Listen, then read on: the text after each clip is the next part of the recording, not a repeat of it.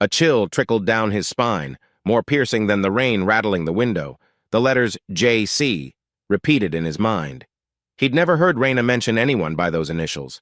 Could be a friend or a coworker. But at 2 a.m.? And that tone too excited, too. Intimate. He set the phone back on the table just as Raina shifted, rolling onto her back. "Callum," she murmured, blinking sleepily. "Why are you up?" A flash of lightning illuminated her face, showing a hint of anxiety even before she was fully awake. Guilt? Or just drowsy confusion? "You got a message," he said quietly, not wanting to accuse her outright. Sounded important. She yawned, then reached for her phone. Immediately, he saw her expression change, eyes narrowing, lips parting in a silent curse. She locked the screen with trembling fingers. "It's nothing," she whispered. "Just a client from work." A heartbeat passed. Another thunderclap shook the house. "A client texting at 2 in the morning?" he asked, trying to keep his tone calm. But the edge in his voice was unmistakable. Raina didn't answer. She shoved the phone under her pillow and turned her gaze away. "I'm tired, Cal," she said, a note of finality creeping in. "We can talk in the morning." For a moment, Callum was transported back in time, his father's voice echoing in his memory, telling his mother to drop it. The swirl of betrayal from his childhood twisted in his stomach like a coiled spring. He inhaled sharply, forcing himself to remain composed. This was not the moment to explode. "All right," he said tersely. "We'll talk in the morning." Yet he didn't lie down.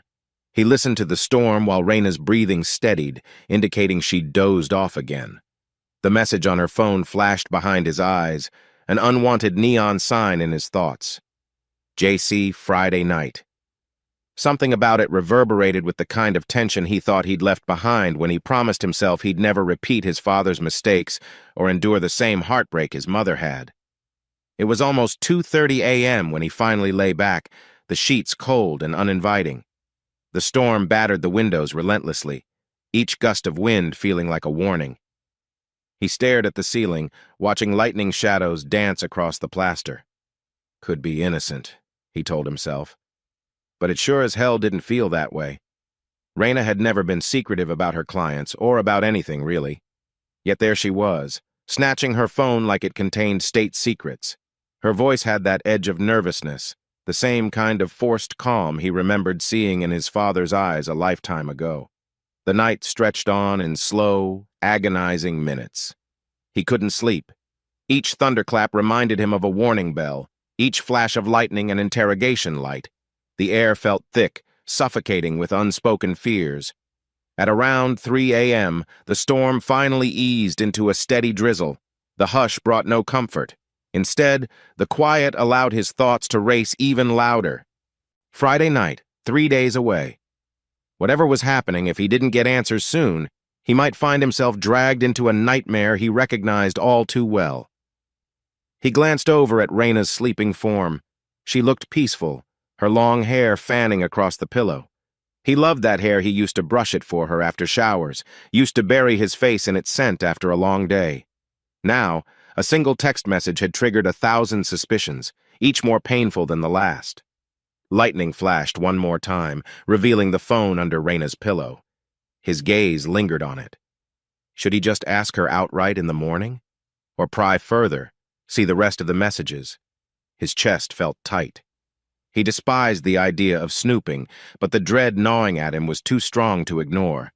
If there was a chance she was lying, he needed to know the truth. Morning light filtered through the bedroom curtains, though the sky remained gloomy from the night storm. Callum Harrington stood in front of the mirror, adjusting the collar of his crisp white shirt.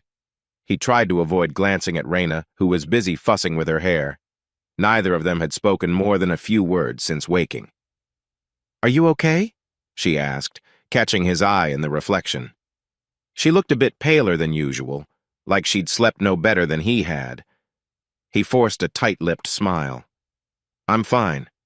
Just didn't sleep well." Raina's gaze flicked away. "Me too," she said softly.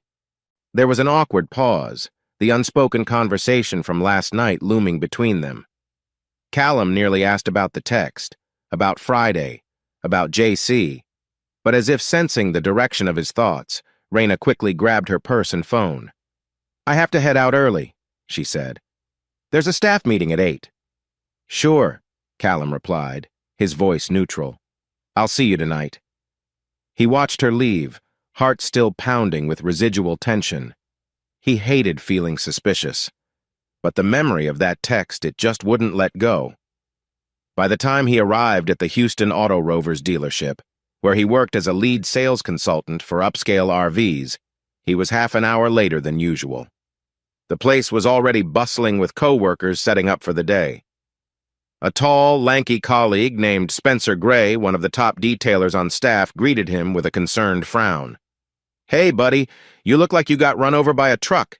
Everything okay?" Callum forced a laugh. "Yeah, just a rough night."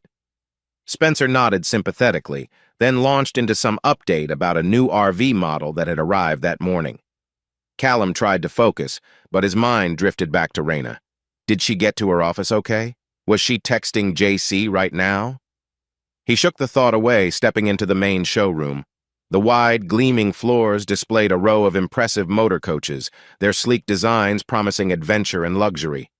Callum had always been proud of his sales numbers. His ability to connect with customers was second to none. But today, his confidence felt shaky.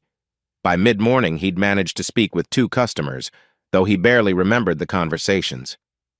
A third potential buyer was waiting in the lounge area, flipping through a catalog. "Stay focused," he reminded himself, inhaling a deep breath. He squared his shoulders and approached the waiting man. Just as he extended his hand to greet the customer, his phone buzzed in his pocket. A quick glance showed an unfamiliar number. Normally, he'd ignore it, but a nagging instinct told him to pick up. Apologizing to the customer, he backed away and accepted the call. "Callum Harrington," he said, trying to keep his voice professional. A low male voice spoke, steady and somewhat tense. "Mr. Harrington, I hope you don't mind me calling. My name's Damian Reed. I work with your wife, Raina." Callum's stomach turned. "Okay, what's this about?" Damian hesitated. "I don't want to alarm you, but it's important we talk preferably in person. Can we meet later today, maybe around lunch?" The hair on the back of Callum's neck prickled. "Why would I meet you? And how did you get my number?" "I got it from a co-worker who knew Raina's husband worked here," Damian explained quickly. "Look, I'm not trying to stir up trouble. I just think you should hear something before it's too late." Callum pressed his lips together, tension coiling in his chest. "Fine, I'll meet you," he said, his voice tight.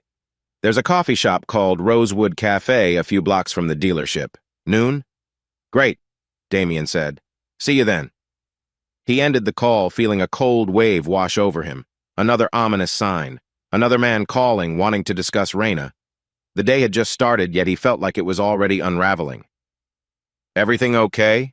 the customer asked politely, noticing Callum's expression. Callum forced a reassuring nod. "Yes, sir. Sorry for the interruption. Let's take a look at those specs, shall we?"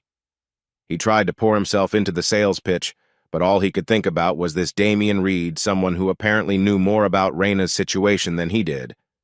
The minute hand on his watch crawled toward noon, and with each tick, the knot in his stomach only tightened. Koang 802 Taptrung Vauquak Gap Voi Damien Vahelongin Golon. By 11:50 a.m., Callum was already at Rosewood Cafe, a cozy little spot with brick walls and wooden tables. The aroma of freshly brewed espresso normally relaxed him, but today it only reminded him of how unsettled his stomach felt. He couldn't bring himself to order anything more than black coffee. He chose a table in the corner, away from the lunch crowd. His mind churned through scenarios. Could Damian be a detective, a jealous ex? Or was he genuinely someone concerned about Raina? At exactly noon, the cafe door swung open, and a wiry man in his early 30s stepped in. He scanned the room, spotted Callum, and made his way over. He wore a gray button-down shirt, rumpled as if he'd been in it all night, and his eyes had the weary intensity of someone who'd seen too much. "You must be Callum," the man said quietly, sliding into the seat across from him. "Damian Reed." Callum offered a stiff nod. "So, what's this about?" Damian exhaled, tapping his fingers on the table. I work in the same department as your wife. I heard she mentioned a big Friday night plan with Jordan Coleman. Raina's not exactly hiding it at the office. The name slammed into Callum's chest. Jordan Coleman. JC. He tried to keep his voice steady. And who's Jordan? Damien gave him a grim look. Jordan's a senior rep at our firm, known for being persistent with female co-workers. He's charming, but there's a track record there, if you get my drift. Married women, single women, he doesn't care. Raina's new on his list. Callum's jaw tightened. What exactly do you mean by that? Look, Damien said, leaning forward, I don't want to assume the worst, but I've seen how Jordan operates. He's been taking Raina to lunch almost every day. They talk openly about going out for dinner and dancing this Friday at some hotel bar. He even boasted about booking a suite for the night. A swirl of nausea churned in Callum's gut. That can't be right. Raina wouldn't do that, he managed. But the memory of that 2 a.m. text flared up in his mind like a neon sign. Damien's tone softened. I'm sorry, man. I know how it feels my ex-wife had an affair. It wrecked me. I guess that's why I can't stand by and watch it happen to someone else. Callum stared at his coffee cup, gripping it so hard his knuckles turned white. Are you sure there's no misunderstanding? Damien shrugged helplessly. I wish I was wrong, but they talk in front of everyone. It's like they don't think anyone will mind, or as if your wife believes you'll be okay with it. She told a co-worker that you're understanding and that you'd let her experiment. Hearing that last word made Callum feel like a fuse was lit inside him. Experiment? He echoed, voice vibrating with suppressed anger. Damien nodded. I don't know the full story, but apparently Raina said you'd never judge her. Said you've always been patient and forgiving, so one night with Jordan wouldn't be a big deal. He paused, letting the words sink in. That's all I know. I just thought you deserved a heads-up. I've been in your shoes. I lost everything. An icy wind seemed to blow across Callum's entire body, even though the cafe was warm and bright. He cleared his throat, struggling to keep his voice composed. Thank you for telling me, he said eventually, though the words sounded hollow. I appreciate the warning. Damien stood up, sliding his hands into his pockets. I'm sorry, he repeated. If you need anything else I don't know, a witness or more details, call me. He scribbled his number on a napkin and left it on the table. Callum watched him walk out, the door chiming behind him. His heart pounded like a drumline in his ears. He wanted to accuse Damien of lying, or maybe stir up some drama, but something in the man's eyes told him it was genuine concern. He recognized that look because it mirrored his own fear. For several minutes, he sat motionless, the coffee growing cold in front of him. The bustle of other patrons' friends chatting, phones ringing, silverware clinking faded into white noise. This couldn't be happening. Not to him. Not to Raina, who'd always seemed so dedicated, so stable. But the late-night text message, the mention of Friday, the initials JC, the confirmatory story from Damien. Each piece fit together uncomfortably well. Finally, he slipped the napkin with Damien's number into his pocket. Then he stood, leaving a few dollars on the table as a tip. He had no appetite and even less patience. One thing was certain. If Raina truly thought he'd stand aside while she had a fling with some arrogant coworker, she was in for a rude awakening. That evening, Callum drove home in silence, windows rolled up, mind spinning like a hamster on a wheel. The sky had cleared somewhat, but the leftover humidity from last night's storm clung to the air. It was the kind of sticky heat that made breathing feel heavy. He parked in the driveway of their 2-story suburban home, a place he and Raina had painstakingly decorated to reflect their shared tastes. Stepping inside, he noticed the quiet. Usually, Raina would have some music playing or be watching TV. Instead, the only sound was the faint hum of the air conditioner. He found her in the kitchen, chopping vegetables on a wooden board. She looked up when he entered, forcing a smile that didn't quite reach her eyes. Hey, she said, voice subdued. I'm making a stir-fry. You hungry? Callum set down his briefcase, eyeing her carefully. A little, he lied. In truth, the knots in his stomach were too tight to allow hunger. Raina resumed her chopping, the repetitive thunk-thunk of the knife echoing in the silent space. He glanced around, half expecting to see her phone on the counter. but it wasn't there. "How was your day?" she asked, not looking up. A million answers collided in his head, some dripping with accusation, others pleading for reassurance. Instead, he forced a neutral tone. "Busy. Yours," she shrugged. "Lots of meetings, nothing special." Nothing special. The phrase stung, considering what Damien had told him. "I heard a rumor from a friend of mine," he said suddenly, the words tumbling out before he could stop them. "Something about a coworker you've been spending a lot of time with." Her knife paused mid-chop. She laid the blade flat, then slowly turned to face him. "A rumor?" she echoed, eyebrows raised. "From who?" He avoided the question. "Jordan Coleman. You know him well?" Raina's gaze flickered, a flash of panic or maybe annoyance. "He's just a friend. We work together. Why are you asking?" Callum folded his arms. "Heard some story about you two going out this Friday night. Something you wanted to tell me?" Raina exhaled, an exasperated laugh escaping her lips. "Oh, that! Yeah.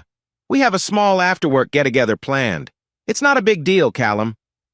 She set down the knife and leaned against the counter, arms crossing. "Why are you so suspicious?" He studied her face, searching for any crack in the facade. "You never mentioned it," he said, his tone carefully even. "And it doesn't sound so small when he's bragging about booking a hotel suite." There was a beat of silence, tension thick enough to slice.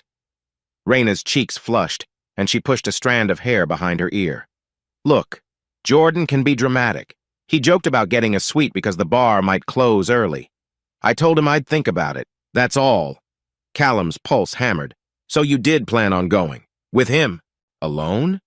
A flicker of defiance flared in her eyes. "Why shouldn't I? It's just one night, Callum. It's a break from routine. You know how routine kills passion." She swallowed hard, her voice dropping. "I thought you'd understand. You've always been so open-minded." His throat went dry. He recalled Damien's warning, Raina's rumored words about experimenting. Did she really think he'd be okay with this? "You're my wife," he said, voice trembling with controlled anger. "Open-minded doesn't mean letting you," she cut him off. "Letting me what? Have fun. You think I'm cheating on you? Good grief, Callum. It's not like that." But the flush on her face deepened, and she wouldn't quite meet his eye. The air in the kitchen felt suffocating. Finally, Raina sighed. "Look, can we not do this right now? I'm tired, I'm hungry, and I don't feel like arguing. If you want me to cancel, I will. But I need you to trust me." Callum wanted to scream that trust was exactly what she'd shattered. Instead, he nodded stiffly. "Fine, we'll talk about it later." But as they finished making dinner in tense silence, he noticed her phone lying face down on a nearby table, charging. A new text notification lit up the screen for a split second. He only caught the first words, "I can't wait for free," before it disappeared. And right then, he felt certain. She wasn't canceling anything. He took a shaky breath, deciding that if Raina thought he'd meekly accept her stepping out with Jordan Coleman, she was in for a harsh revelation. Because if there was one thing Callum had learned from his parents' disaster, it was that betrayal had consequences, brutal, irreversible consequences. He just hoped, for both their sakes, he wasn't already too late. Morning sunlight filtered through the blinds as Callum Harrington stood in his living room, staring blankly at the half-finished cup of coffee on the table. His mind kept replaying the conversation with Damien Reed from the previous day, words that felt like shards of glass slicing into his confidence. He'd hardly slept, and the ache behind his eyes was a constant reminder of how quickly his marriage was unraveling. A soft chime from his phone startled him. He grabbed it, half expecting another cryptic message from Raina or some unknown contact. Instead, it was just a calendar reminder about a showroom meeting at the dealership. With a frustrated sigh, Callum dismissed the alert and turned his thoughts to the plan he'd formed in the dark hours of the night. He needed more than rumors. He needed solid proof before confronting Raina with an accusation that could blow up their marriage entirely. Damien's warning had been direct, but Callum wanted facts, undeniable evidence. The only way to get that was through a professional. He scrolled through a list of private investigators in the area and found a name that stood out. Owen Lockwood, Lockwood Investigations. The website mentioned discretion, thoroughness, and a no-nonsense approach to infidelity cases. Callum's stomach twisted reading that last phrase, but he pressed dial anyway. "Lockwood Investigations," answered a woman's voice. "Hi," Callum said, his tone tight. "My name is Callum Harrington. I need some help looking into a possible infidelity situation." The line went quiet a moment, then the receptionist responded with gentle professionalism.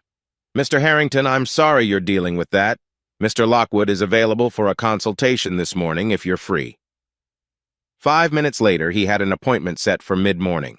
Determined not to lose his nerve, Callum slipped into a crisp blue shirt and grabbed his car keys. He tried not to overthink the fact that he was about to hire a detective to follow his wife. Something about it felt both desperate and necessary, like trying to stop a train wreck you see coming from miles away. The office of Lockwood Investigations occupied a modest suite on the second floor of a beige, nondescript building. A flickering neon sign in the lobby read, "Private Investigators," in dull red letters. Callum swallowed hard as he entered. A young receptionist ushered him into a small office lined with file cabinets and case folders. Behind a wooden desk sat Owen Lockwood himself, a broad-shouldered man in his late 40s, dressed in a casual blazer. He had calm, steady eyes that gave the impression he'd seen his share of broken hearts and simmering anger. "Mr. Harrington," Lockwood said, gesturing to the empty chair across from him. "I understand you need some clarity about your wife's activities. You mind telling me what's going on?" Callum settled in the seat, trying to keep his composure. "I recently learned that Raina, my wife, might be planning an affair," he said, each word painful. He gave a concise rundown, the midnight text from JC, the co-worker Jordan Coleman, the hints from Damien, and Raina's suspicious behavior. Lockwood listened without interruption, jotting down notes in a worn, leather-bound notebook. "Have you confronted your wife directly?" "Not fully," Callum admitted. "I've asked questions, but she's good at deflecting. She insists it's just a harmless outing. I don't want to accuse her unless I'm sure." Lockwood tapped his pen against the desk. "Understood. And you believe the critical point is this Friday? They might meet at a hotel?" Callum nodded. "Yes, apparently the Hilton downtown. Possibly dinner, dancing, maybe more. He paused, voice catching. "I can't handle guesswork. I need facts." A sympathetic look crossed Lockwood's face. "We can do discreet surveillance, photographs, timestamps, a simple confirmation of what actually goes down. If you want recordings, we can handle that, though we have to stay within legal bounds." Callum exhaled, relief and dread mingling in his chest. "Yes, that's exactly what I need." Lockwood slid a standard contract across the desk. "Sign here and we'll get started. I'll assign a couple of my team members to follow them on Friday night. You'll have results within 24 hours. With a shaky hand, Callum scrawled his name. The gesture felt like sealing a fate he never thought he'd face. "Thank you," he said quietly. Owen Lockwood rose, extending his hand. "I'll keep you posted. Take care of yourself. This sort of thing can weigh heavily on a person." Callum shook the investigator's hand and left, fighting an urge to vomit. Guilt gnawed at him for taking such a drastic step, yet the alternative was worse. If Raina was truly crossing a line, he couldn't live in ignorant denial. He returned to his car, the mid-morning sun glaring off the windshield. A sense of grim determination settled over him. He'd do whatever it took to protect himself from betrayal, even if that meant exposing the woman he loved to scrutiny. Late Wednesday morning found Raina Harrington in a neatly pressed blouse and pencil skirt, balancing a stack of insurance claim files as she navigated the bustling open-plan office of Midtown Assurance. Phones rang incessantly, colleagues chatted in clusters, and the faint scent of coffee mixed with recycled air. Raina tried to steady her thoughts. Callum's suspicious glances from last night still lingered in her mind like a dark cloud. Her co-worker, Jordan Coleman, leaned against a nearby cubicle partition with his signature smirk. He was dressed sharply in a charcoal gray suit, a bold red tie adding a splash of confidence. The second he caught Raina's eye, he waved her over. She hesitated, pulse quickening. A part of her knew she shouldn't encourage him, but curiosity and a flicker of excitement pushed her forward. "Morning, sunshine," Jordan greeted her, tapping a pen against the stack of papers in his hand. "You ready for Friday?" Raina glanced around, wary of eavesdroppers. "Keep it down, will you?" "We're at work," she whispered, setting her files on a desk. Jordan chuckled, a low rumble that made her stomach flip. "Work. Play life's too short to keep them separate all the time." She rolled her eyes but couldn't help a small grin. "We're still on for Hilton, yes. But listen, I don't want people thinking it's some illicit affair." Jordan arched an eyebrow. "And is it not? You told me your husband's cool with you having a little adventure. Right?" Raina's cheeks burned. She remembered those words spoken offhand during a moment of exasperation about her routine life. She'd implied Callum was understanding, but seeing the doubt in his eyes the other night had rattled her. "Callum's open-minded," she said, though her tone lacked conviction. "But keep it discreet. If we do meet at the hotel lounge for drinks and dancing, let's not broadcast it all over the office."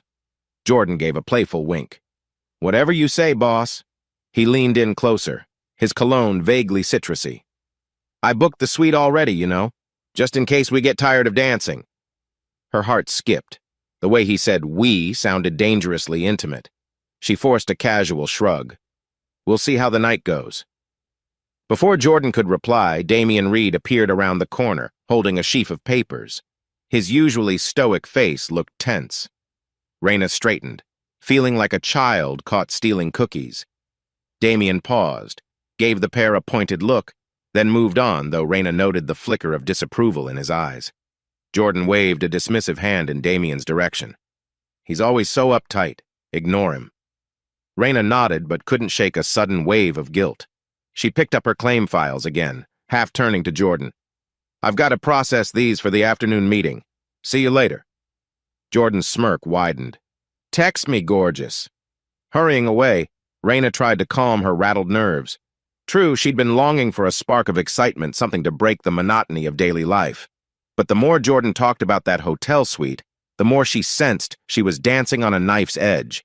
The last thing she wanted was to blow up her marriage. Across the room, Damian ducked into a vacant cubicle, pulling out his phone. He'd overheard just enough to confirm his worst suspicions. The date at Hilton was very real, and it was happening soon. With a grimace, he scrolled to find Callum's number. He'd already warned Callum once, but it seemed the situation was escalating faster than anyone realized. "Damian!" A voice from behind startled him. He snapped around to see Marla, the office administrator, peering curiously at him. Sorry," he muttered, pocketing his phone. "Just needed a quiet spot to make a call." "Try the break room next time," she suggested, half smiling before walking off. Damian forced a nod, relief washing over him that it wasn't Jordan lurking behind him. He exhaled and wiped a bead of sweat from his temple.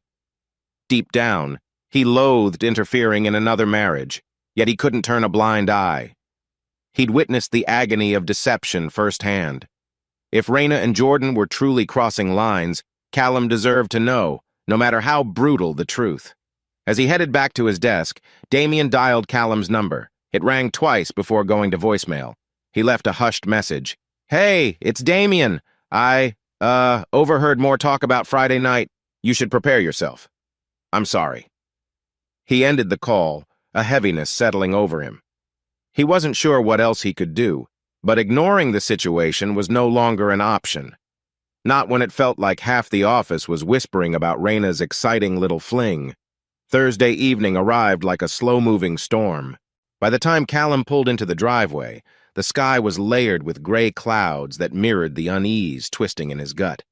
He stepped into the house to find Raina in the kitchen, humming softly but noticeably tense, chopping bell peppers on a wooden cutting board. "Hey," she greeted, forcing a bright note into her voice. "Hope you're hungry. I'm making fajitas." Callum hung his jacket by the front door, eyeing her with a mixture of suspicion and longing. He hated doubting the woman he'd pledged to love, yet every conversation felt charged with unspoken accusations. "Smells good," he said carefully. They made small talk about their day, Raina mentioning how busy the insurance firm had been, Callum mumbling about an upcoming RV expo. But the tension mounted like thunderheads on the horizon. Finally, As they sat at the table, picking at their food, Callum cleared his throat. "I heard from a friend that you might have plans tomorrow night." Raina's fork paused mid-air. She set it down, eyes narrowing slightly. "Oh? A friend, huh? This the same friend who told you those rumors earlier?" There was an edge to her voice, like she resented being spied on. Callum tried to keep his composure. "It doesn't matter who. What matters is whether it's true. Are you meeting Jordan at the Hilton?" She inhaled sharply, fiddling with her napkin. "I told you I might go out. Just drinks and maybe dancing. It's not the big deal you're making it out to be." "The big deal," Callum said slowly, "is you leaving our home to spend the night potentially in a hotel room with another man." Raina's cheeks flamed. "You're blowing it out of proportion. Jordan's a co-worker. We'll have fun, come back." "Come back when, Raina?" He cut her off, frustration bursting through. "At midnight? 2 a.m.? Next morning? You think I should just smile and wait for you like some clueless doormat?" She shoved her plate aside, pushing to her feet. "Why can't you trust me? You always said you didn't want us to turn into one of those boring couples who never do anything daring. I'm tired of feeling stuck, Callum." He rose, too, trying to steady his breathing. "I never said go hook up with your colleague at a hotel. Being spontaneous is different from crossing lines." Their voices had grown heated, echoing in the small dining room. Raina pressed a hand to her forehead, as if battling a pounding headache. "You know what? I can't deal with this tonight," she muttered. "I have to finish prepping for tomorrow's presentation at work. We'll discuss it later." Callum watched her retreat down the hallway, bag slung over her shoulder. Her footsteps hurried, as if she couldn't escape his gaze fast enough. The tension hung in the air like static electricity waiting to spark into flames. He sank back into his chair. The fajitas grew cold. He'd never felt so alien in his own home. Snippets of conversation from Damien, the detective, and Raina all swirled in his mind, forming a relentless pressure behind his eyes. Before heading to bed, Callum checked Raina's schedule on the calendar pinned to the fridge. She'd marked Friday team dinner, a harmless label that left out the real plan, a plan that might shatter their marriage if it went the way he feared. Looking at the scribbled note, he felt his resolve harden. Tomorrow night could be the turning point. If Raina insisted on going, she might be choosing Jordan Coleman over him, and that was a betrayal he wasn't sure he could ever forgive. Early Thursday night, just as the sun dipped below the horizon, the doorbell rang. Callum moved to answer it, his heart still heavy from the dinner confrontation. To his mild surprise, Elena Brooks, Raina's older sister, stood on the porch with a half-smile that didn't mask the concern in her eyes. "Hey, Callum," Elena greeted softly. "Is Raina home?" "She's upstairs," he replied, stepping aside. "Working on something for tomorrow, I think." Elena tucked a loose strand of hair behind her ear. She had the same hazel eyes as Raina, but they carried a sharper, more inquisitive glint. "Mind if I talk to her?" "Be my guest," he said, trying to keep the weariness out of his voice. She headed up the stairs. From the living room, Callum could hear the murmur of hushed voices filtering through the slightly open door of Raina's study. He tried not to eavesdrop, but every nerve in his body was on high alert. He picked up a magazine, flipping pages without really reading anything. "This Jordan guy, are you serious?" Elena's voice floated down the hall, a mix of disbelief and admonishment. A long pause. "What about Callum? Are you even thinking about how this might affect him? The last thing you need is to tear your marriage apart." Raina let out a shaky laugh. "You don't understand. Callum was always supportive, but now he's suspicious, like he's ready to pounce on every word I say." Elena spoke more quietly, making it harder for Callum to catch every word, but the tension was palpable. "Listen, Raina, you can't have it both ways. You're risking everything for a fling." "It's not a fling!" Raina's voice rose, then quickly dropped in volume. "Okay, maybe it is, but it's just one night. Doesn't have to destroy anything." A swirl of emotions roiled in Callum's chest. Anger, betrayal, heartbreak. He swallowed hard, forcing himself to remain still. A piece of him wanted to burst into that room and demand Raina choose him or Jordan. Yet part of him hoped Elena might talk sense into her. A few minutes later, footsteps approached. Elena emerged from the hallway, her expression grim. Spotting Callum, She gave a faint shrug that said more than words could. "She's complicated," Elena murmured, glancing toward the stairs. "I've tried to reason with her, but she's convinced she can keep her marriage safe while exploring something else." Callum forced a bitter laugh. "Safe? That's the last thing I feel right now." Elena sighed, crossing her arms. "I don't want to meddle, but I love my sister. I don't want her making a mistake she can't take back.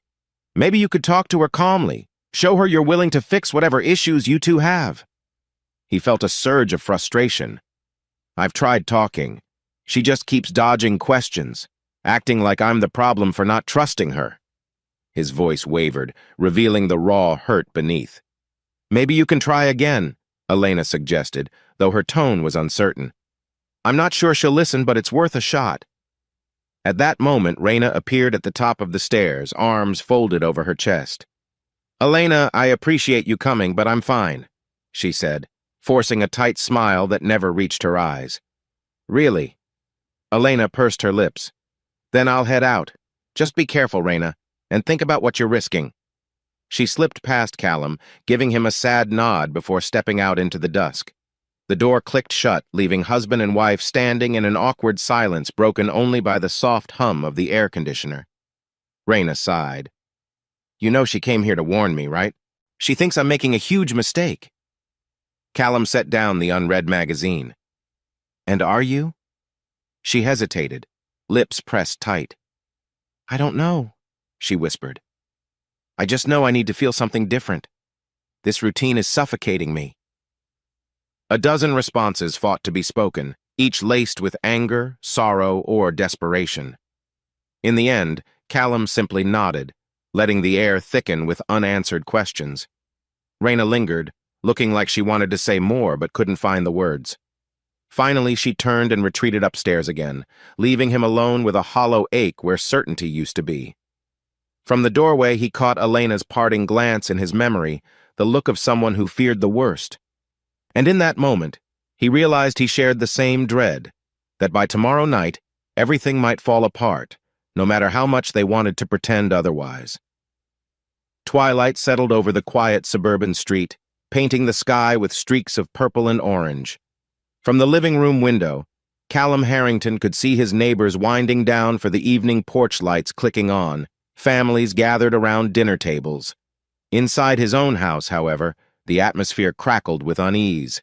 He waited near the front door, heart pounding as the clock on the wall ticked relentlessly towards 7 p.m. Each passing minute felt like a step closer to disaster. He'd heard Raina upstairs, the sound of hangers scraping the closet rod, drawers sliding open and shut in haste. It didn't take a detective to guess what she was doing, picking out an outfit for her night with Jordan Coleman. At 7:15, he spotted Raina descending the staircase. She wore a daring red dress, low cut, sleek fabric clinging to her figure. In one hand, she clutched a small overnight bag. It made his stomach twist. He'd seen that bag on their trips together, back when they were happy, exploring new places as a couple. Now she intended to take it into a night that would shatter their marriage. Her eyes flicked up, meeting his. For a moment, neither spoke. Then she took a slow breath and stepped off the final stair. "I'm going out," she said softly, trying to sound resolute though her voice wavered. "Just dinner and maybe some dancing." Callum swallowed a surge of anger and heartbreak. "Dinner and dancing at the Hilton, right? With Jordan." The name tasted bitter on his tongue. Raina avoided his gaze. "He's waiting in the car." A flash of headlights outside confirmed it. Callum clenched his fists. Images of his mother's tear-streaked face slammed into his mind.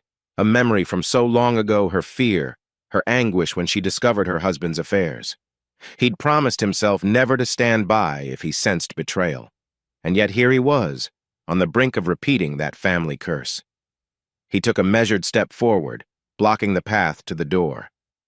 "I won't beg you," he said quietly, "but I'm telling you right now, if you walk out that door to be with him, we're done. No second chances." Her lips trembled, a brief flicker of regret in her eyes. But then she squared her shoulders, forging a facade of confidence. "You're being ridiculous, Callum. I told you it's just one night. I need something different." "Something different?" His voice rose, tinged with desperation. Is that what you call sneaking off with a coworker to a hotel? You're throwing away our marriage for a cheap thrill." Raina inhaled sharply, tears threatening to surface. Yet she hardened her expression, moving around him with a purposeful stride. "I'm not throwing anything away, and you won't end it. You love me too much." His heart slammed in his chest. She walked past him, heels clicking across the hardwood floor. He wanted to grab her arm, to stop her, but a part of him knew forcing her to stay wouldn't fix what was already broken. Instead, he turned, voice trembling. "If you walk out, don't expect me here when you come back." Raina paused at the threshold, fingers tight on the door handle. For half a second, Callum thought she might hesitate, might reconsider. But outside, a car horn gave a short, impatient beep. The moment shattered. She pulled open the door and stepped into the fading daylight. "I'm sorry," she whispered, so quietly he barely heard it over his own ragged breathing. Then she was gone, the door closing with a final, decisive click behind her. Through the front window, Callum watched as Jordan's sleek silver sedan idled at the curb. Raina climbed into the passenger seat, red dress glowing under the street lamp. The car glided away, headlights piercing the encroaching darkness. He stood frozen in the silent house, ears roaring with disbelief. Overhead, the air conditioner kicked on, a mundane reminder of everyday life continuing despite the chaos in his mind. A wave of emptiness crashed over him, mingled with burning fury. This is it, he realized. She chose him. Chose this night over us. Down the hallway, he noticed the tiny green light of a hidden audio recorder he'd placed near Raina's workspace. She'd never spotted it, or maybe she didn't care. Another wave of nausea hit him. He felt like a man watching the foundation of his home crumble while powerless to stop it. Moments later, he was jolted from his shock by the buzz of his phone. A text from Owen Lockwood, the private investigator. "Callum, we have a team in position. We'll update you if there's anything significant tonight." Callum stared at the message, heart heavy with a blend of hope and dread. He wanted to know the truth, but he also knew it would hurt. Shaken, he set down the phone. Outside, the sun had fully set, leaving only the dim glow of streetlights. The house felt eerily large and hollow. Sliding onto the couch, he buried his face in his hands, grappling with the realization that the life he'd built might never be the same after this. Meanwhile, across town in the heart of downtown's nightlife, the Hilton Metropolitan gleamed under neon signs and glowing skyscrapers. The lobby exuded polished sophistication marble floors, sleek check-in counters, and the gentle murmur of jazz music from the lounge. In a lounge booth tucked behind a large potted fern sat Harold Riggs, a private investigator working for Owen Lockwood's agency. A miniature camera was hidden in the button of his blazer, pointed discreetly at the entrance. He sipped a club soda, eyes scanning the crowd. Hotel guests drifted by in evening wear, some checking in, others heading to the bar. When the revolving door turned, revealing Raina Harrington on Jordan Coleman's arm, Harold's posture stiffened. A subtle press of his watch sent a signal to Marcy West, his partner stationed by the elevator bank. Raina wore that striking red dress, the overhead chandelier setting off its deep hue. Jordan, in a sharp charcoal suit, guided her toward the reception desk. Harold overheard their cheerful banter, something about finishing the night in style. The woman at the desk confirmed their suite reservation, her voice warm and professional as she handed over a keycard. Snapping a quick photo with his phone as backup, Harold quietly relayed the details to Owen Lockwood via text. "They've checked in. Room 1214. Then he rose, smoothing out his jacket as he followed at a careful distance. Marcy West, dressed in a classy cocktail dress to blend in, pretended to fumble with her purse near the elevator. She caught Jordan and Raina's reflection in the glossy doors, then stepped aside as they entered. She recognized the flush on Raina's cheeks, that excitement possibly mixed with guilt so common in these cases. Once inside, Jordan pressed the button for the 12th floor. Raina leaned against him, a giggle escaping her lips as the elevator rose. Harold slipped into the next elevator down the hall, intending to arrive on the same floor without spooking them. The plan was simple: discreetly observe, document, and leave. They weren't there to confront anyone, just to gather proof for Callum. A short while later, the investigators stationed themselves at strategic points along the corridor. Jordan and Raina strolled by, arms linked, exchanging affectionate smiles that bordered on brazen. Their laughter echoed softly. Stopping in front of room 1214, Jordan slid the keycard. The lock clicked, and they disappeared inside. Harold exhaled, heart twinging with pity for the unsuspecting husband back home.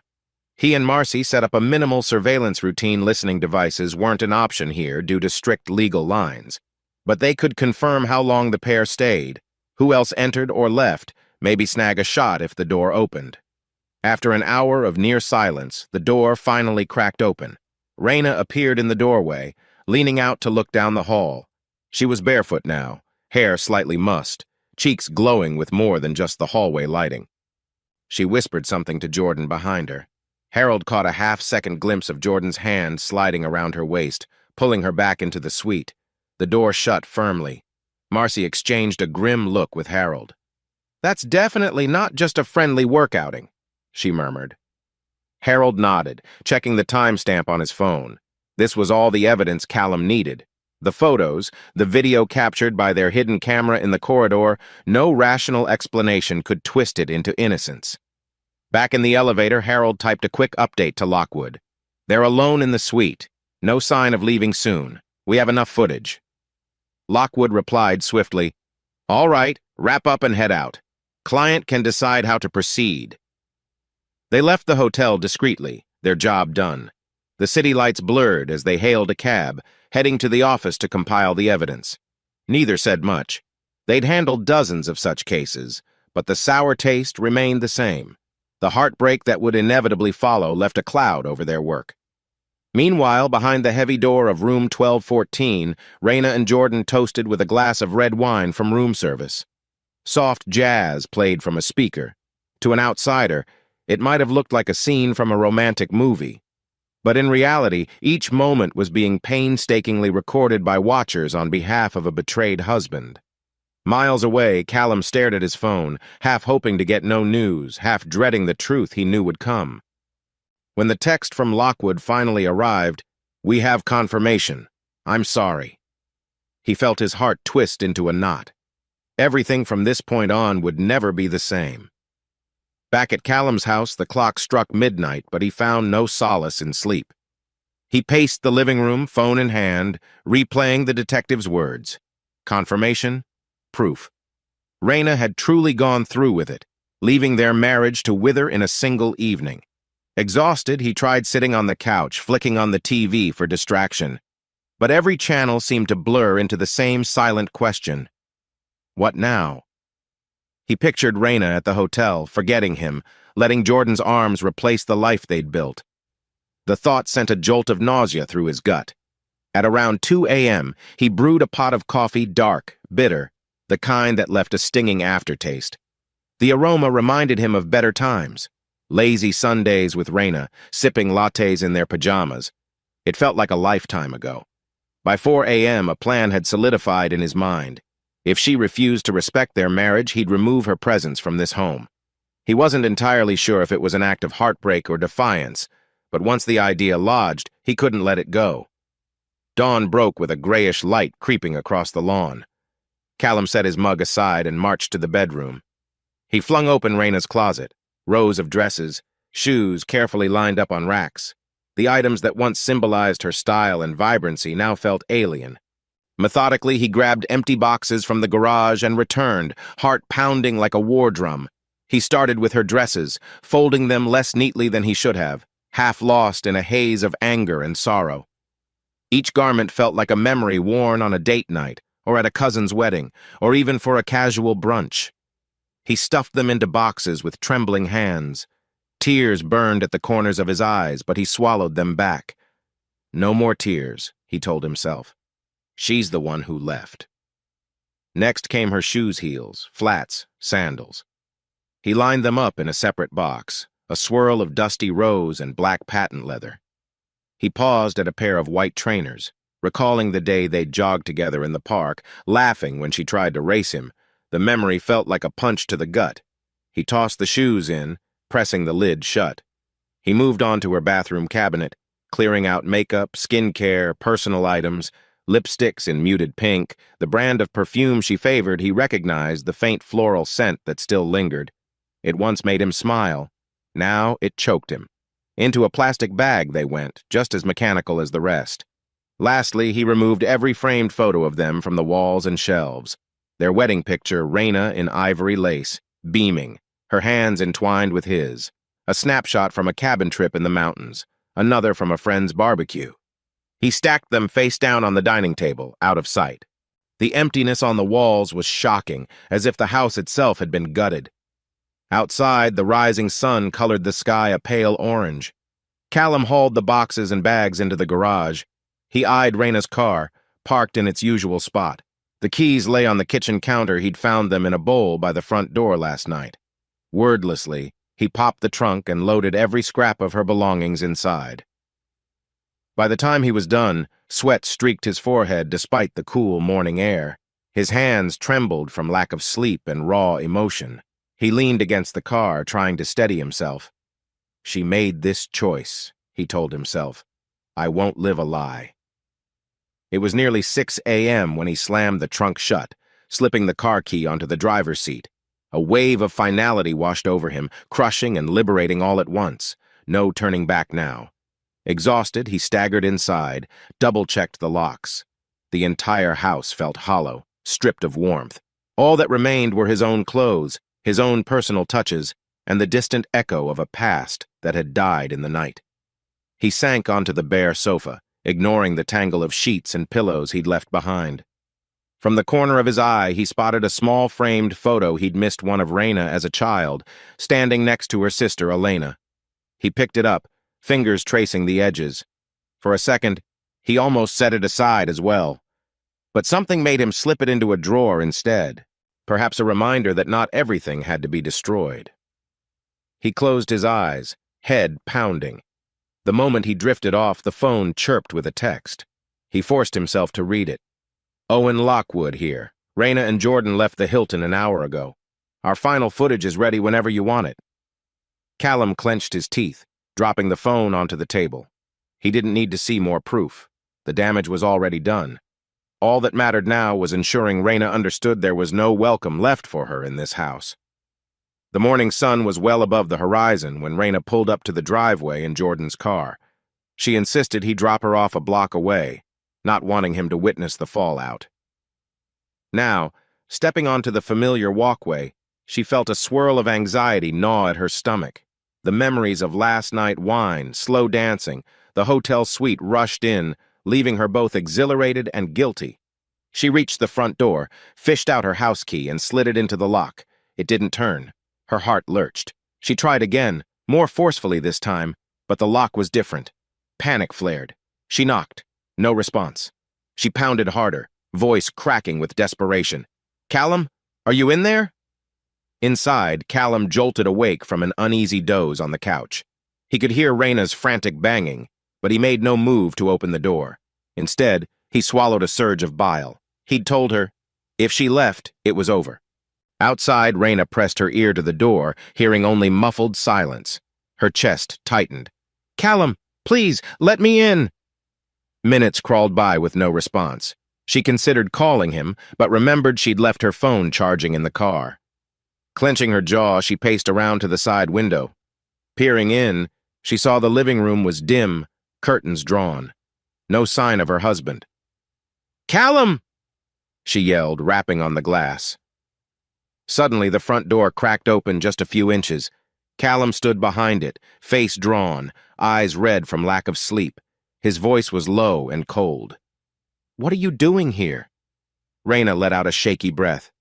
This is my home. Let me in. We need to talk. He didn't budge. The narrow gap revealed only half his face, jaw taut. Home? You walked out last night to sleep with your coworker. That's not something a devoted wife does. She stiffened, cheeks heating with shame. It wasn't like that. I just needed some space. Her voice sounded hollow, even to her own ears. Callum's bitter laugh escaped in a short bark. Space? Fine. You can have all the space you want, just not in this house. He shifted, revealing an emptiness behind him that made her heart lurch. She glanced past his shoulder and realized many things were missing. The hallway shelf was bare, the pictures gone. A wave of dread washed over her. She tried to push the door fully open, but he held it firm. "Callum, please, I'm sorry. It got complicated, but nothing serious happened." "Let me explain." His eyes flashed. "Nothing serious?" The memory of the detective's confirmation twisted in his gut. He yanked the door a few inches wider, enough for her to see the cold emptiness beyond. "Take a look for yourself. Your stuff's in your car. I suggest you drive away now." Shock slammed into Raina. You packed my things." Her voice shook. "You're overreacting." Callum's features hardened with a finality that made her stomach drop. "I told you what would happen. You chose Jordan over us. I'm done." Tears pricked her eyes. She tried to reason, but the words tangled in her throat. She could see the unyielding resolve in his face, no trace of the gentle, understanding Callum she once relied on. She reached a hand through the gap, desperate. "Can't we fix this? I made a mistake." He took a step back, avoiding her touch. "You have no idea how deep that mistake goes." His phone buzzed on the nearby table. Without even looking, he spoke in a harsh whisper. "I'm contacting my lawyer.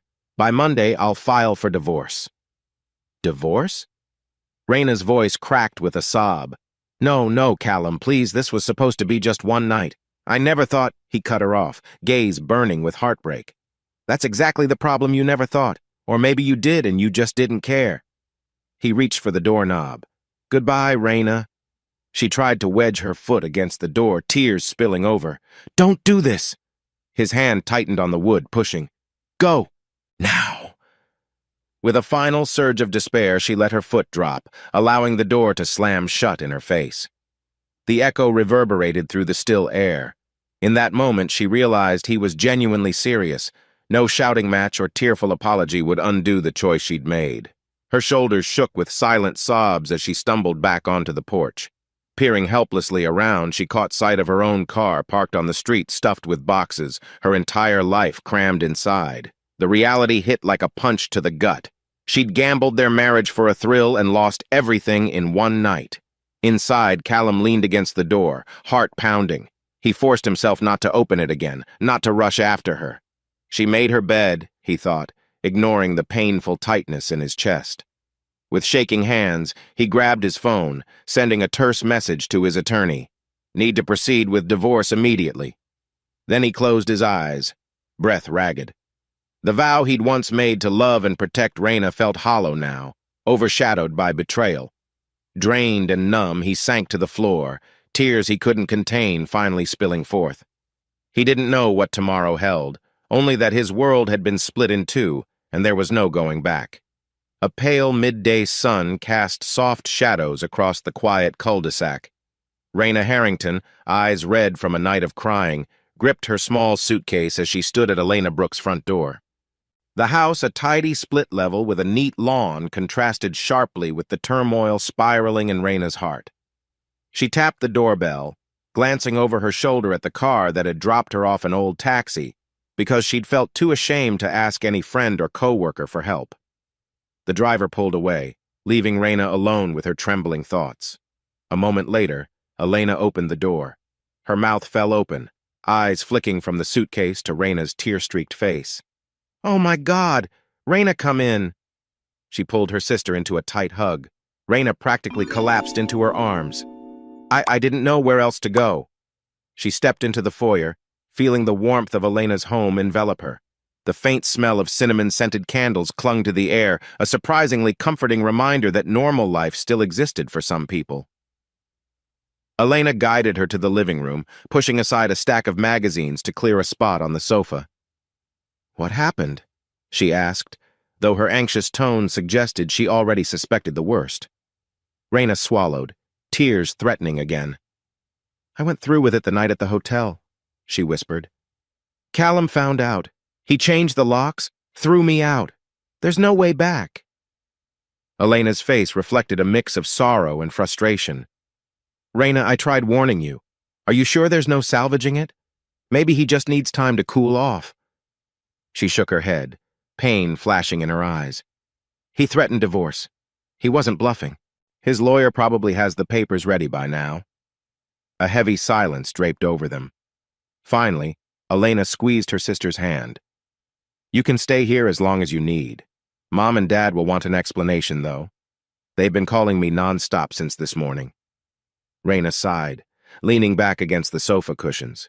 She felt like a child who'd broken a precious heirloom, now facing the furious scolding of her parents. But she was too drained to resist. Let them come, she murmured. Late afternoon sunlight poured into the living room when Frank Heather Harrington arrived. Raina stood as they walked in, her mother's worried gaze scanning her daughter's exhausted features. Her father's expression was tinged with helpless anger. Raina, Heather said softly, pulling her into a hug. Are you okay? Elena told us you're staying here now. Why didn't you call us? Raina closed her eyes, shame coating her voice. I didn't want to admit how badly I messed up. Frank cast a glance at Elena, then at Raina. We spoke to Callum briefly, he said. His voice trembled with barely suppressed concern. He refused to let us in the house, told us the marriage is over. Heather dabbed her eyes with a tissue. He was so furious, honey. We tried to reason with him, but he kept saying, I won't forgive her. She made her choice. Raina's chest tightened. I know, she whispered. And I don't blame him. But maybe if you both talk to him again, he'll calm down? Frank's expression turned grim. We can try, but he made it pretty clear he wants no part of reconciling. He let out a sigh, running a hand through his silver-streaked hair. Listen, Raina, this is your marriage, only you can fix it. But from what he told us, it sounds serious. You left him for Jordan. Heat burned in Raina's cheeks. Elena stepped in, arms folded. She made a mistake, Dad, that's all. Everybody's crucifying her, but they don't see how trapped she felt. Frank's gaze hardened. A mistake that's costing her everything, and now we have to pick up the pieces. He glanced back at Raina, voice softening. We love you, but you've put us all in a terrible position. Heather nodded, tears brimming. Callum was such a wonderful son-in-law. He adored you, Raina. How could you do this? The question seared her like a brand. She sank onto the couch, burying her face in her hands. I don't know, she choked out. I was bored, restless. I never meant to hurt him like this. I thought he'd just let it go. Elena knelt beside her sister, a hand on her shoulder. We can talk through it, she said softly. There has to be a way to at least open a dialogue.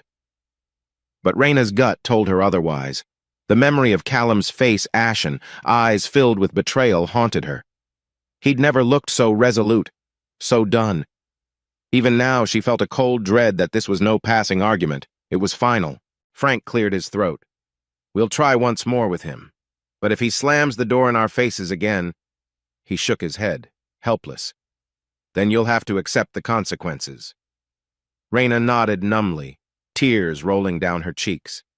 She watched her parents exchange weary looks before stepping out the door, presumably headed for Callum's place again. When the room fell silent, Elena rubbed her sister's back. Don't lose hope, she said gently. Maybe there's a chance. But Raina heard the doubt in Elena's voice, and it mirrored her own. An image flickered in her mind, Callum's stark expression, as he told her she no longer had a home with him. She wondered if she'd ever see a glimmer of warmth in his eyes again. 2 days later, Raina paced Elena's living room, phone clenched in her sweaty palm. The lines under her eyes had deepened from consecutive sleepless nights. Elena was at work, leaving Raina alone with her spiraling thoughts. She gnawed on her lower lip, scrolling through old photos of her and Callum smiling at a beach, laughing in the yard. The possibility of losing that forever sent a jolt of panic through her chest. Calls to Callum's number went unanswered, texts unread. What if she thought wildly? What if I told him I'm pregnant? A reckless idea sparked in her mind. She pictured the shock that might force Callum to reconsider. She hated lying, but desperation fueled her. She typed a quick text. We need to talk. It's urgent. But again, no response. In that moment, her father's disappointed glare and her mother's tearful voice echoed through her head. She recalled her mother's words. You can't just expect him to come back. The possibility of finality strangled her. She needed a trump card, something to buy time. An hour later, Heather dropped by. carrying a plastic container of homemade chicken soup. "Thought you might not be eating well," her mother murmured upon entering. Raina flashed a grateful yet hollow smile. "Thanks, Mom." Heather set the container on the kitchen counter. "Any luck contacting Callum?" Raina shook her head, eyes burning with tears she refused to shed. "He won't talk to me. He's done." Silence stretched, heavy and suffocating. Then, as if the words leapt from her mouth without permission, she blurted, "Mom, I think I might be pregnant." Heather froze, eyes widening. "What?" "I'm late," Raina lied, pulse racing. "And I've been feeling off. I'm not 100% sure, but I took a test. It was faint, but looked positive." Every syllable felt like stepping onto a tightrope over a canyon of guilt.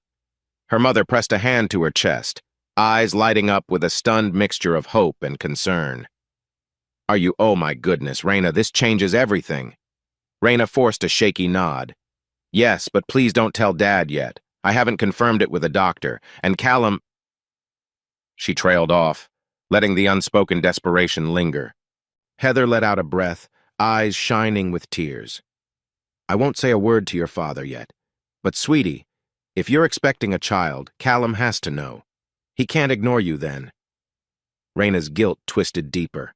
A part of her wanted to scream that she was lying, but the idea she might get Callum's attention, might stall the divorce, overshadowed her conscience. She swallowed hard. "I'm going to see a doctor soon, but maybe this news will stop him from pushing me away." Heather placed trembling hands on her daughter's shoulders. "This might be your chance to fix things. A grandchild, Raina. This could reunite the family." The older woman's face brightened, a fragile hope blossoming in her expression. "I'm praying for a miracle." As soon as Heather left, Raina sank onto the couch, pressing her forehead to her knees. She felt like an imposter. Yet the seed was planted, and she couldn't take it back now. "What have I done?" she whispered, tears slipping down her cheeks. But she knew, once her mother believed it, the rumor would spread. True to form, Heather, eager to salvage the marriage, phoned Bay Marjorie, Callum's mother, later that evening. By the next morning, the rumor took on a life of its own. It reached Elena's ears, too, courtesy of a chain of texts among extended family. Everyone assumed Raina had confessed to being pregnant. Bay Marjorie arrived at her son's place unannounced, parking in the driveway. The morning sun glinted off her sedan as she stepped out, smoothing the wrinkles in her cardigan. Heart pounding, she knocked on the door. Moments later, Callum opened it, surprise flickering in his gaze. "Mom, what are you doing here?" he asked, stepping aside to let her in. She pressed her lips together, scanning the stark interior. Her eyes lingered on the empty photo frames, the echoing emptiness that once held Raina's belongings. Anguish laced her voice. "Callum, I heard something that can't wait." He frowned, offering her the living room sofa. "Have a seat. Is this about Raina?" Marjorie pursed her lips. "Yes. I was told she might be pregnant. With your child." Her breath trembled. "Before you dismiss it, please, let's consider the possibility." Callum's face went pale, shock rooting him to the spot. Then a storm of emotions crossed his features, disbelief, anger, confusion. "Pregnant?" he repeated in a flat tone. "She told you that?" Marjorie nodded, tears brimming. "Your mother-in-law said Raina's sure. They're waiting on tests, but she's late, and the pregnancy test was positive. If that's true, Callum, my God, you can't just walk away from your child." He swallowed, a lump forming in his throat. Could Raina be lying? The notion flickered, but also fear that she might be telling the truth. What if there was a child in the middle of their broken marriage? "Mom, you don't know Raina lied to me about everything else," he said hoarsely. "She might be doing this to reel me back in." Marjorie's eyes pleaded with him. "Even if there's a small chance it's true, you have to be sure before pushing her away permanently. Think about your own childhood. Didn't you wish your father had stayed, or at least considered you?" His chest constricted at the mention of his father's betrayal. Memories flooded back, the nights his mother sobbed alone, the confusion he felt as a boy. The last thing he wanted was to repeat that legacy. He ran a hand over his face, frustration boiling. "Fine," he muttered. "I'll confirm it, but I'm not letting her back unless there's proof. Real proof, not some rumor. If she's lying again, his gaze hardened. I won't forgive her. Marjorie reached for his hand, voice trembling with relief. That's all I ask. Don't make any final decisions until you know for sure. Callum exhaled shakily. The idea of his child clashed with his fury. Could he truly close the door on his wife if she carried their baby? He looked around, the stillness of the house amplifying his inner turmoil. All right, he whispered at last. I'll wait. Late in the afternoon, Callum pulled his car into the Houston Auto Rovers dealership. The giant sign with its gleaming RV silhouettes loomed overhead. Work used to be his refuge, a place where he excelled at convincing families to pursue road trip dreams in luxury motor coaches. Now the job was merely a distraction from the emotional minefield at home. Stepping inside, he forced a smile at a colleague who greeted him. He half listened to updates about new inventory. In truth, he felt numb, his mind swirling with questions about Raina's alleged pregnancy. A single phone call could confirm everything, but some part of him avoided it, perhaps out of dread for either outcome. He locked himself in a quiet office to make calls to potential clients, words leaving his mouth on autopilot. Yes, the 2024 Silverwood RV has a state-of-the-art interior, seats up to 6, perfect for cross-country trips. His voice droned, mechanical, while his thoughts lurked on that final confrontation with Raina, the anguish in her eyes as she realized he meant every word about divorce. When he finally hung up, sweat beaded on his forehead. He leaned against the desk, heart racing. Could I abandon my child if it's real? The question gnawed at him like a termite. He grabbed a pen, tapping it restlessly on the table. Memories he'd tried to bury resurfaced. He pictured his father, the man who'd left his mother, leaving behind a confused young boy. Scenes played out like a silent film in his head. An 80-year-old Callum waiting on the front porch for Dad to come home from work, only to watch him drive away with another woman. The tearful nights when his mother, Marjorie, tried to stifle her sobs into a pillow. The day she finally packed their things, trembling as she told him, "We're staying with Grandma for a while." The recollection felt like a punch to the gut. He remembered clinging to a small stuffed bear while his mother led him to the car, how the entire house felt eerie and empty. His father never showed remorse, never looked back. Callum's heart had hardened from that betrayal, forging a promise to himself. I'll never put my family through that pain. Yet here he was, on the brink of a similar meltdown. The difference was, he wasn't the one who'd strayed. Raina's choices had lit the fuse. But if she truly carried his child, how could he walk away without guilt? A soft knock on the office door pulled him out of his thoughts. Travis, a junior salesman, peeked in. Hey, man, you okay? You've been in here a while. Callum cleared his throat, hastily brushing away the moisture in his eyes. I'm fine, Travis. Just got a lot on my plate. Travis nodded awkwardly, handing over a fresh stack of inquiry forms. These might help with your next sales leads. We got some folks asking for you by name. They liked your approach at last week's expo. Thanks, Callum managed, forcing a polite smile. The moment Travis left, Callum sank into the office chair, gazing at the forms without really seeing them. He felt a pang of longing for the earlier years of his marriage when he and Raina dreamed of buying a small RV themselves, road tripping through national parks. Now those fantasies tasted bitter. By the time evening rolled around, the dealership emptied.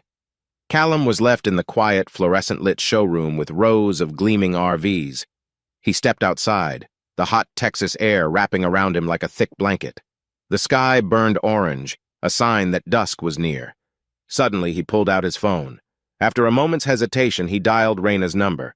It rang and rang no answer. He hung up, resisting the urge to throw the phone in frustration. A swirl of emotions battered him.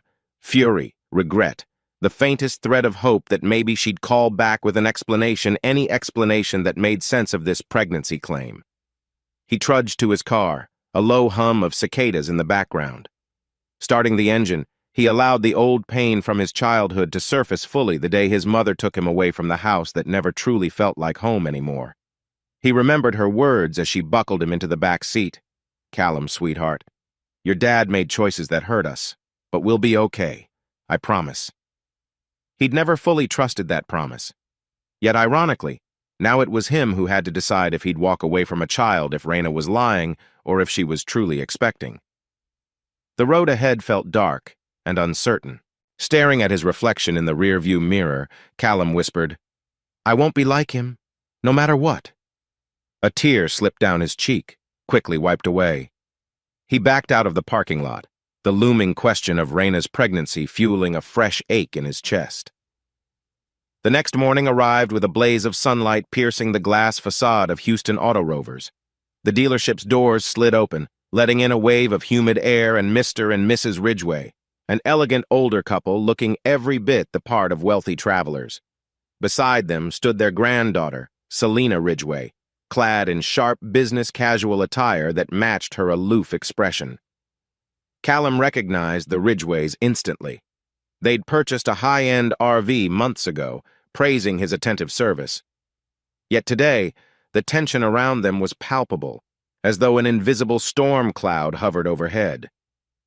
"Mr. and Mrs. Ridgway," Callum greeted, forcing a polite smile that didn't quite reach his tired eyes. "Nice to see you again. What brings you in?" Before they could answer, Selena stepped forward, arms crossed. Her gaze swept across the showroom with open skepticism. "My grandparents think they need an upgrade," she said tersely. "I think their current RV is more than enough, but here we are." Mr. Ridgway offered Callum a patient grin. "Now, Selena, darling, we only want to see the new models. If we find something that suits our next cross-country adventure better, we'll consider a trade-in." Callum nodded, ignoring the edge in Selena's tone. "Sure, I can show you what we have. We've received a few new luxury lines that might pique your interest." Selena huffed. "Luxury lines? Let me guess, fancier seats, bigger TVs, overpriced add-ins. Typical." Her eyes flicked to Callum's face, analyzing him. No offense. He stifled a sigh. The last thing he needed was a combative customer. But he was professional enough to handle it. "None taken," he said calmly. "Feel free to point out anything you find impractical. It's my job to address concerns." As they moved through the wide showroom, passing displays of gleaming motor coaches, Mr. and Mrs. Ridgway asked the usual questions about horsepower, gas mileage, interior options. Selena, meanwhile, tested every seat with a disapproving frown. She tugged at cabinet handles, tapped the granite countertops in one coach's kitchenette as if searching for flaws. "This is a Cedarcraft 850, Callum explained, opening the side door of a top-tier model. "It features a full bathroom, heated floors, and an advanced driver assist system. It's known for a smooth ride. Some say it handles like a large SUV." Selena snorted. "That's marketing nonsense. An RV is never going to handle like an SUV. Let's be real." Callum kept his composure. "Admittedly, it's larger, but the extra safety features do help reduce driver fatigue." "Mrs." Ridgway shot her granddaughter a reprimanding glance. "Selena, dear, you haven't even tried the driver's seat. Maybe you should." Reluctantly, Selena slid behind the steering wheel. Her brows knitted in critical focus as she fiddled with the seat adjustments. Callum watched her, noticing the faint circles under her eyes and a rigidness in her posture that hinted at deeper stress than mere skepticism about RVs. He recognized the look someone dealing with their own burdens. "They've improved the dash layout compared to older models," he pointed out gently, trying to break the ice. "Better visibility, fewer blind spots." Selena exhaled, drumming her fingers on the steering wheel. "Seems decent," she admitted, voice lacking warmth. "But it's still a giant gas guzzler." Mr. Ridgway let out a soft chuckle. "We trust Callum's judgment. Remember how he helped us find that last RV? No regrets there." Callum felt a flicker of pride at the compliment. But he also felt an undeniable heaviness inside Raina's betrayal and the swirl of pregnancy rumors overshadowing his every moment. Forcing himself to stay focused, he continued the demonstration, showcasing the sleeping quarters, the bathroom layout, the built-in entertainment center. Eventually, Selena hopped out, brushing invisible dust from her clothes. "Thanks," she said curtly, "but I still think it's unnecessary. We'll see." Mr. Ridgway closed the RV door behind him, patting Callum's shoulder. We'll discuss as a family. Might come back for a test drive. Before they could walk away, a sharp ring echoed Callum's phone buzzing in his pocket. He glanced at the screen. An unknown number. His heart jolted. Could it be Raina with actual news? He clicked ignore for the moment, not wanting to appear unprofessional in front of customers. Selena's gaze flicked to the phone. Go ahead and take that if you need to, she said, almost grudgingly polite. Callum shook his head. It can wait. Her lips twisted in a half-smile. Suit yourself. As the group made their way back to the showroom entrance, Mr. Ridgway arranged an appointment for the next day, leaving open the possibility of a purchase. Callum thanked them for coming, handing over updated brochures. Just as they turned to leave, Selena paused. She threw a lingering look at Callum, noticing the shadows under his eyes, the tension in his posture. Hey, she said softly. You look tired.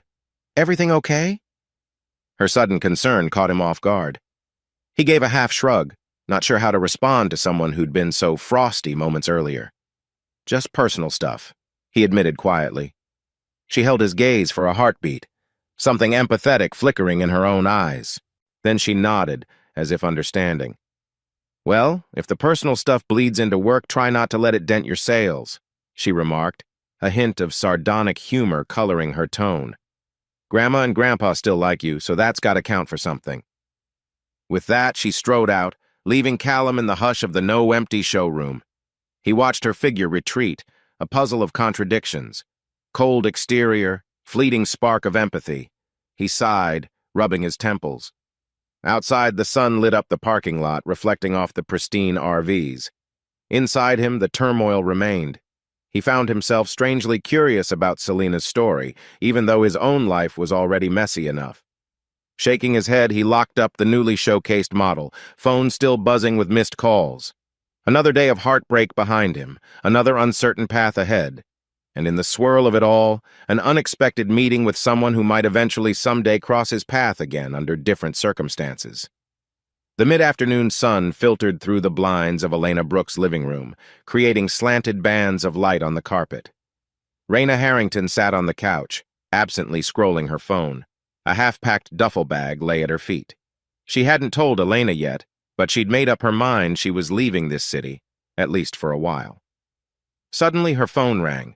The caller ID showed Damien Reed. She frowned, uncertain if she wanted to answer. Damien had always been more sympathetic to Callum than to her, but curiosity got the better of her. Hello? She said softly, glancing at Elena, who was in the kitchen humming to herself. Damien's voice came through with a hint of urgency. Raina, I thought you should know Jordan quit. Effective immediately. Word is he's transferring to our branch in Denver or something.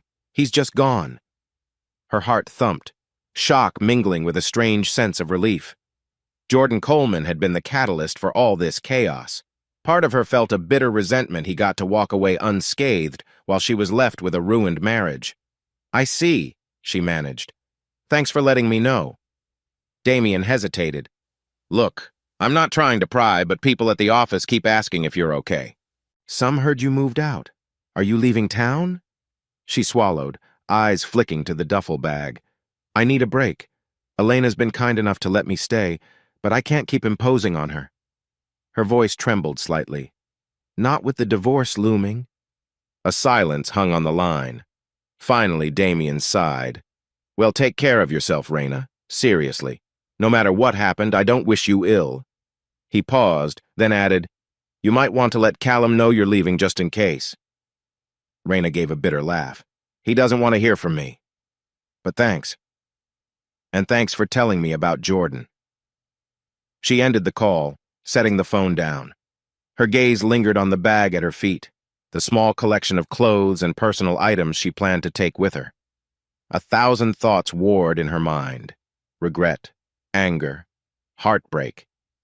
Yet a twisted sense of relief accompanied the idea of escaping this city where every corner reminded her of Callum's face when he said he'd never forgive her. Elena emerged from the kitchen, drying her hands on a dish towel. Who was that? She asked, noticing Raina's unsettled expression. Damien, Raina murmured. He told me Jordan left for good. A grim line pressed her lips. I guess he's free to start fresh, somewhere else. Elena gave a slow nod. What about you, sis? You sure you want to go? You have family here, Mom, Dad, me? We can figure something out. Raina's eyes filled with tears she refused to let spill. I'm tired of feeling like a burden. Everywhere I go, I see reminders of what I did. She motioned to the duffel. I just need time, away from all this. Elena stepped closer, placing a hand on Raina's shoulder. I get it, but promise you'll keep in touch. Don't shut us out completely. Raina exhaled, forcing a wobbly smile. I will. I'll text you when I get settled. I'm not even sure where I'll end up. Maybe I'll stay with a friend in Dallas or rent a place short-term. Elena wrapped her in a tight hug, voice thick. Despite everything, I love you, Raina. I just hope you find peace and figure out a way to heal. Tears finally blurred Raina's vision as she leaned her forehead against Elena's shoulder. Thanks for not giving up on me, she whispered. A gray sedan idled by the curb, trunk already loaded with Raina's meager belongings. She gave Elena one last embrace at the front door. The air felt strangely still, as though the neighborhood itself was holding its breath. Tell Mom and Dad I'm okay, Raina murmured, and that I'll call them soon, just not yet. Elena nodded, trying to hold back her own tears. Be safe, okay? Raina slid into the driver's seat, the engine humming. As she pulled away from the curb, she glanced at the house's reflection in the rearview mirror until it disappeared from sight. With every mile she put between herself and the city, her heart ached anew. Yet beneath the pain lay a tiny flicker of determination. She wouldn't be the woman who broke a marriage and just did nothing. She might not be able to fix her past mistakes, but she could at least try to find herself again somehow, somewhere. Late morning sunlight cast a crisp glow across the Houston Auto Rovers showroom. Callum Harrington stood by a newly arrived RV, pretending to inspect the interior layout. In reality, his mind was still stuck on Raina's lingering lie that she might be pregnant. No confirmation ever came, and the waiting gnawed at him like a slow drip of acid. He was about to head back to his desk when the glass doors slid open, revealing Elena Brooks stepping inside. She looked anxious, scanning the showroom until she spotted Callum. Elena? He said, surprised. What are you doing here? She forced a small smile, though her eyes were heavy with concern. I needed to talk to you. In private. It's urgent. Callum glanced around. A couple of co-workers were showing RVs to customers at the far end of the floor, out of earshot. He motioned for Elena to follow him into a side office. Once inside, he closed the door and folded his arms. All right, he said, voice steady but tense. What's this about? Elena took a breath, shifting uncomfortably. It's about Raina's pregnancy. Or lack thereof. A chill swept over Callum's skin. Meaning? She lifted her gaze to meet his. She lied, Callum. She's not pregnant, never was. His heart lurched. A mixture of anger and relief tangled in his chest. How do you know? Elena released a shaky sigh. I confronted her right before she left town. I asked her directly if she'd seen a doctor, if she had any proof. She broke down, admitted the test was fake, that she was desperate to stop you from divorcing her. Silence clung to the small office. Callum stared at Elena, emotions swirling. Part of him had suspected it was a ruse, but hearing the confirmation still stung. She tried to manipulate me with a baby.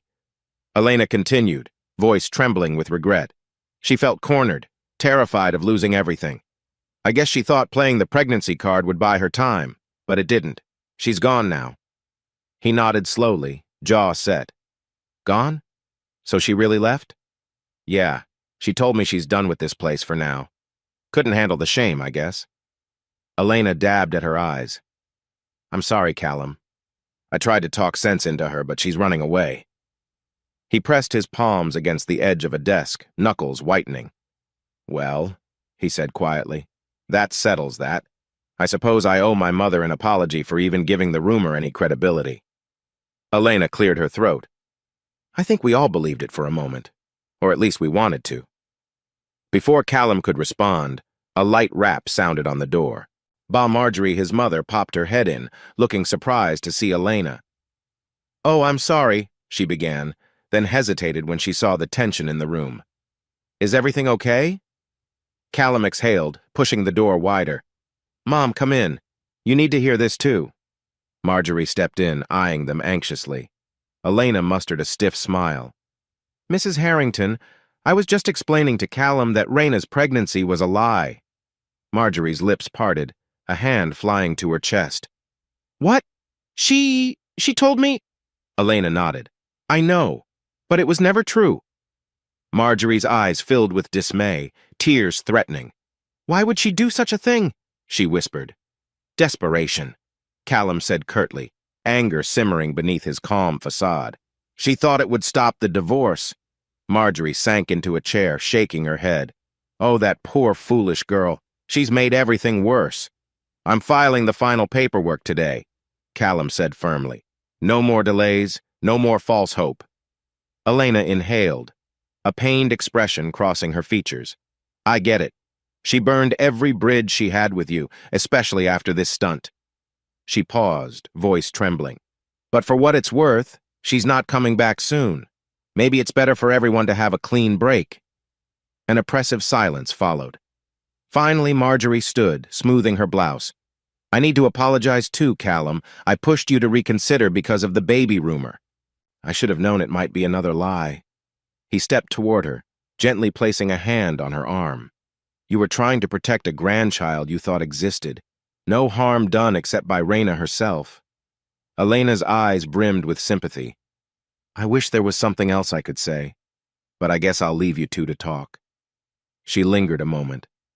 Take care, Callum, and I'm sorry. With that, she slipped out. Marjorie and Callum stood in the silent office, the hum of the overhead lights buzzing in the background. Marjorie finally whispered, I know how this feels for you. Heartbreak from betrayal is crushing. But son, you'll get through it. His gaze dropped to the worn carpet. She was my wife, he said, voice hollow. I loved her, and she turned our life into a lie. I almost let her back because of a fake pregnancy. A bitter laugh escaped his throat. I guess the final straw's broken. Marjorie gently pulled him into a hug.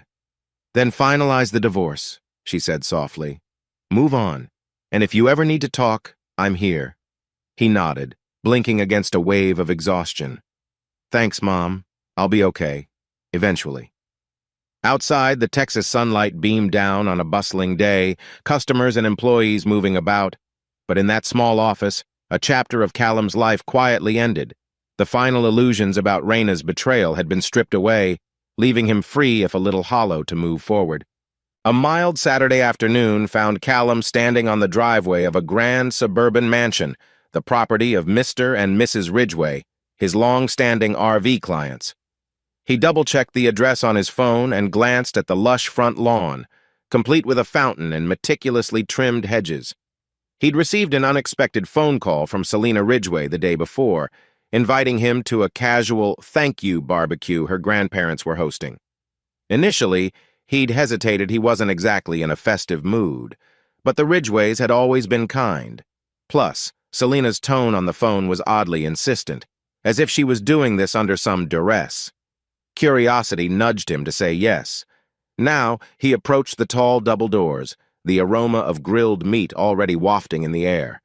Before he could knock, the door swung open, revealing Selena in a simple summer dress, her dark hair pinned up loosely. She offered a polite, somewhat guarded smile. Made it on time, she remarked, stepping aside. My grandparents will be thrilled. They've been raving about how Callum knows everything about RVs. Callum managed a small grin. Glad to hear it. They're wonderful customers. She waved him through a spacious foyer adorned with framed travel photos. Grand Canyon, Niagara Falls, Yosemite. Come on out back, she said. Most folks are in the garden area. We've got lemonade, iced tea, and of course plenty of BBQ. He followed her through sliding glass doors into a picturesque backyard. Fairy lights were strung up around a gazebo, and tables laden with food dotted the lawn. A handful of guests mingled, some older couples, presumably friends of the Ridgways, and a few family members chatting with each other. Ah, Callum, Mr. Ridgway called from behind a gleaming grill. He waved a spatula. You're just in time. Grab a plate, help yourself. Mrs. Ridgway, wearing a floral apron, hurried over. It's so good to see you. Thank you for taking care of our RV questions last month. You really know your stuff. It's my pleasure, Callum replied, easing into a polite conversation about the new RV features they were considering. The older couple seemed genuinely happy, their enthusiasm a welcome contrast to the turmoil Callum had lived with lately. Eventually, Selina drifted back to his side, handing him a cold glass of lemonade. "Careful with the ribs, Grandpa likes them extra spicy," she joked, nodding at the grill. He chuckled quietly, noting her slightly more relaxed demeanor. "Thanks for the warning. And by the way, thanks for inviting me. I honestly wasn't sure I'd fit in." She shrugged, studying him with an appraising gaze. "Grandma insisted. She says you helped them out of a sticky situation with their previous RV, something about an engine warranty or who knows what." Her lips twitched in what might be an attempt at a smile. "But I might be grateful too. I've been stuck talking to their friends about retirement funds and cruise ships." Callum sipped his lemonade, letting a breeze ruffle his hair. "Yeah, not exactly a riveting subject if you're not planning your own retirement soon." Selina arched an eyebrow. "Not yet, anyway. I've got a ways to go before I start obsessing over which cruise has the best buffet." They fell into a companionable silence, watching Mr. Ridgway serve up ribs to a couple of guests. Then Selina cleared her throat, lowering her voice. "Look, I know you've been dealing with personal stuff." She paused, glancing around to ensure no one overheard. "I just wanted to say, if you ever need to talk about it or not talk about it, I'm a decent listener." Her tone was oddly sincere. Callum realized, with a pang of surprise, that he appreciated her concern.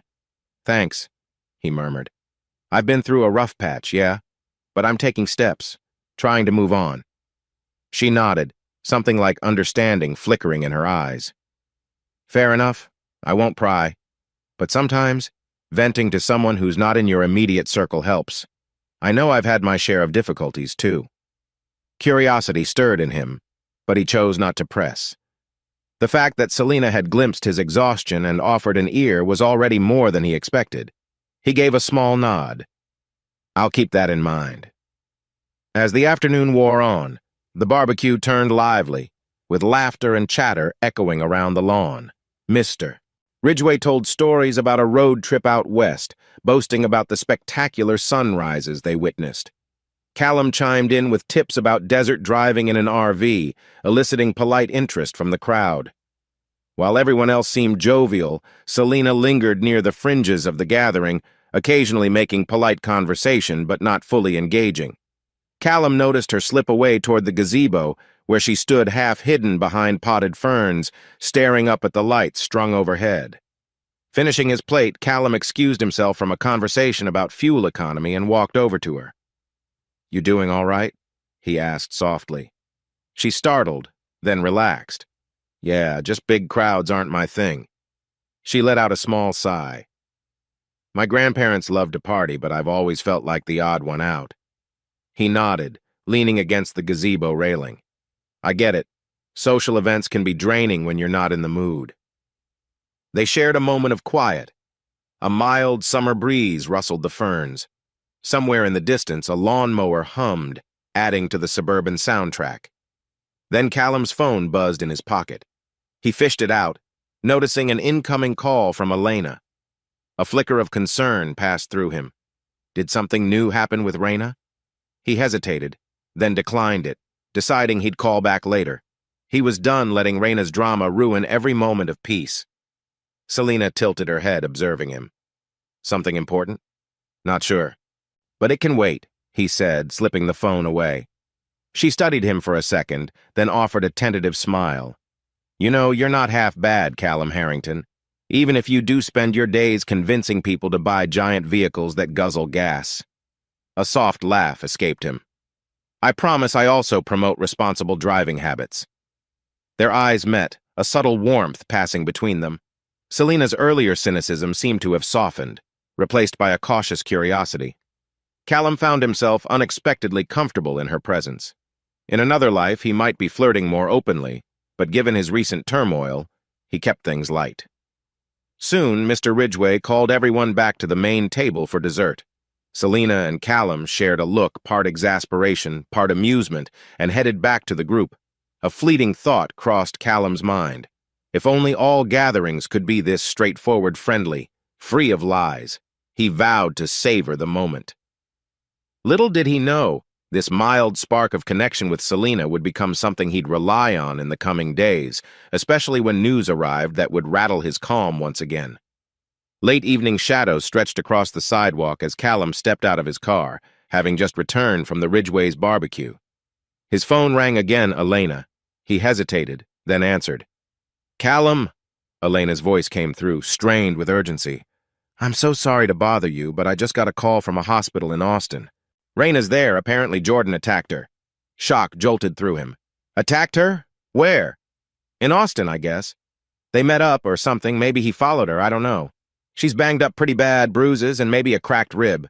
The hospital called because Raina had me listed as an emergency contact. She's stable, but she wants to see you. A swirl of conflicting emotions pummeled Callum.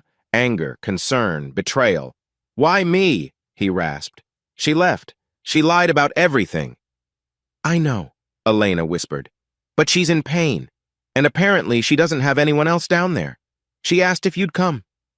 Callum squeezed his eyes shut.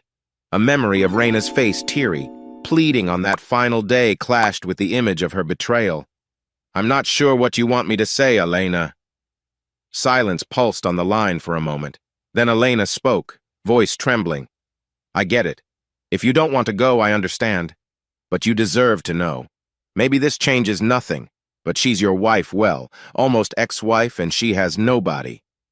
He clenched his jaw, the phone growing slick in his grip. Thanks for telling me, he managed. I need time to think.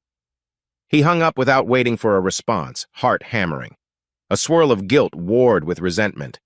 She demanded freedom to be with Jordan, and now he's assaulted her. The news was horrifying, but so was the idea of offering compassion to someone who'd shattered his trust. Later that night, Callum paced the living room, phone still in hand. The air conditioner droned softly, the only sound in the otherwise silent space.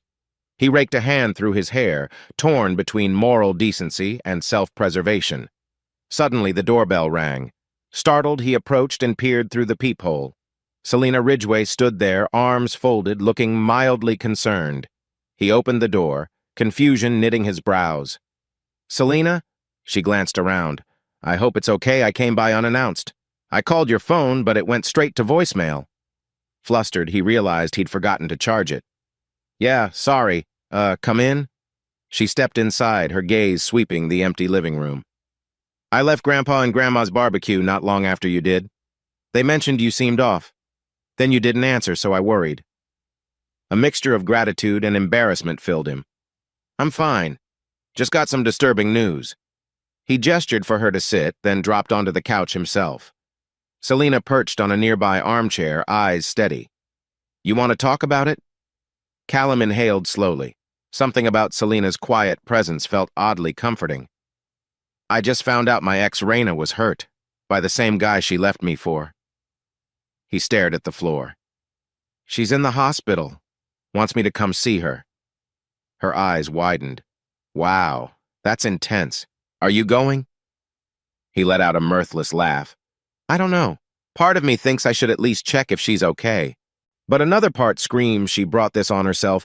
Why should I be the rescuer? Selena nodded, her expression thoughtful. That's a tough position. You're not obligated given how she treated you. Yet a hospital is a hospital. It's serious. He leaned back, pressing a hand to his forehead. Exactly. I can't pretend I don't care. I was married to her for years. But do I owe her comfort after all the lies, the betrayal? They lapsed into silence. Through the window, the moon hung low, casting silver beams across the floor. Finally, Selena spoke softly. Sometimes, walking away is the only way to protect yourself. It doesn't make you heartless. It's about survival. Callum turned that over in his mind. I guess. But my mother had to walk away from my father when he was hurting her emotionally. She took me with her.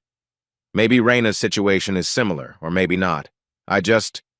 He broke off, voice cracking with the weight of his turmoil. Selena rose, crossing to his side. She placed a tentative hand on his shoulder. No one can tell you what's right here. You do what your conscience and your heart can handle. But if you ask me, you've already given her a million chances. He swallowed, a surge of gratitude for her frankness. You're right, he said, a tremor in his tone. I guess I just needed to hear that from someone outside the situation. A fleeting smile tugged at her lips, a softness coloring her eyes. That's what friends or acquaintances with potential are for. Her tone carried a light tease, but warmth underpinned it. Callum mustered a shaky grin. I'm glad you came, Selina. They shared a brief moment of closeness, the unspoken tension in the room giving way to a gentle hush. Finally, Selina stepped back, letting out a breath. So I won't push for your decision. But if it helps, I think it's okay to say no. You've been hurt enough. Let her family handle it. He nodded slowly, mind clearer than before. I'll call Elena and let her know I'm not going. It sounds heartless, but I can't keep reopening that wound. Selina's gaze held empathy. You're doing what's best for you right now. That's allowed.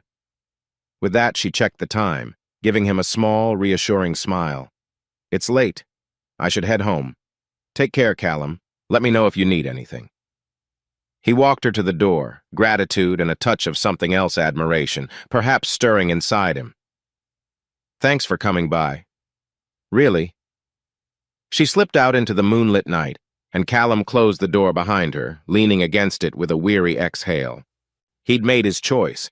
No hospital visit, no renewal of that toxic link. For once, he placed his own well-being first. As the night wore on, he felt strangely lighter, though the echo of Raina's pain still hovered in the back of his mind. He prayed she'd recover, but he wouldn't be the one by her side this time. Enough was enough. A single fluorescent light buzzed overhead as Callum Harrington sat in the waiting area of the county courthouse, heart thudding against his rib cage.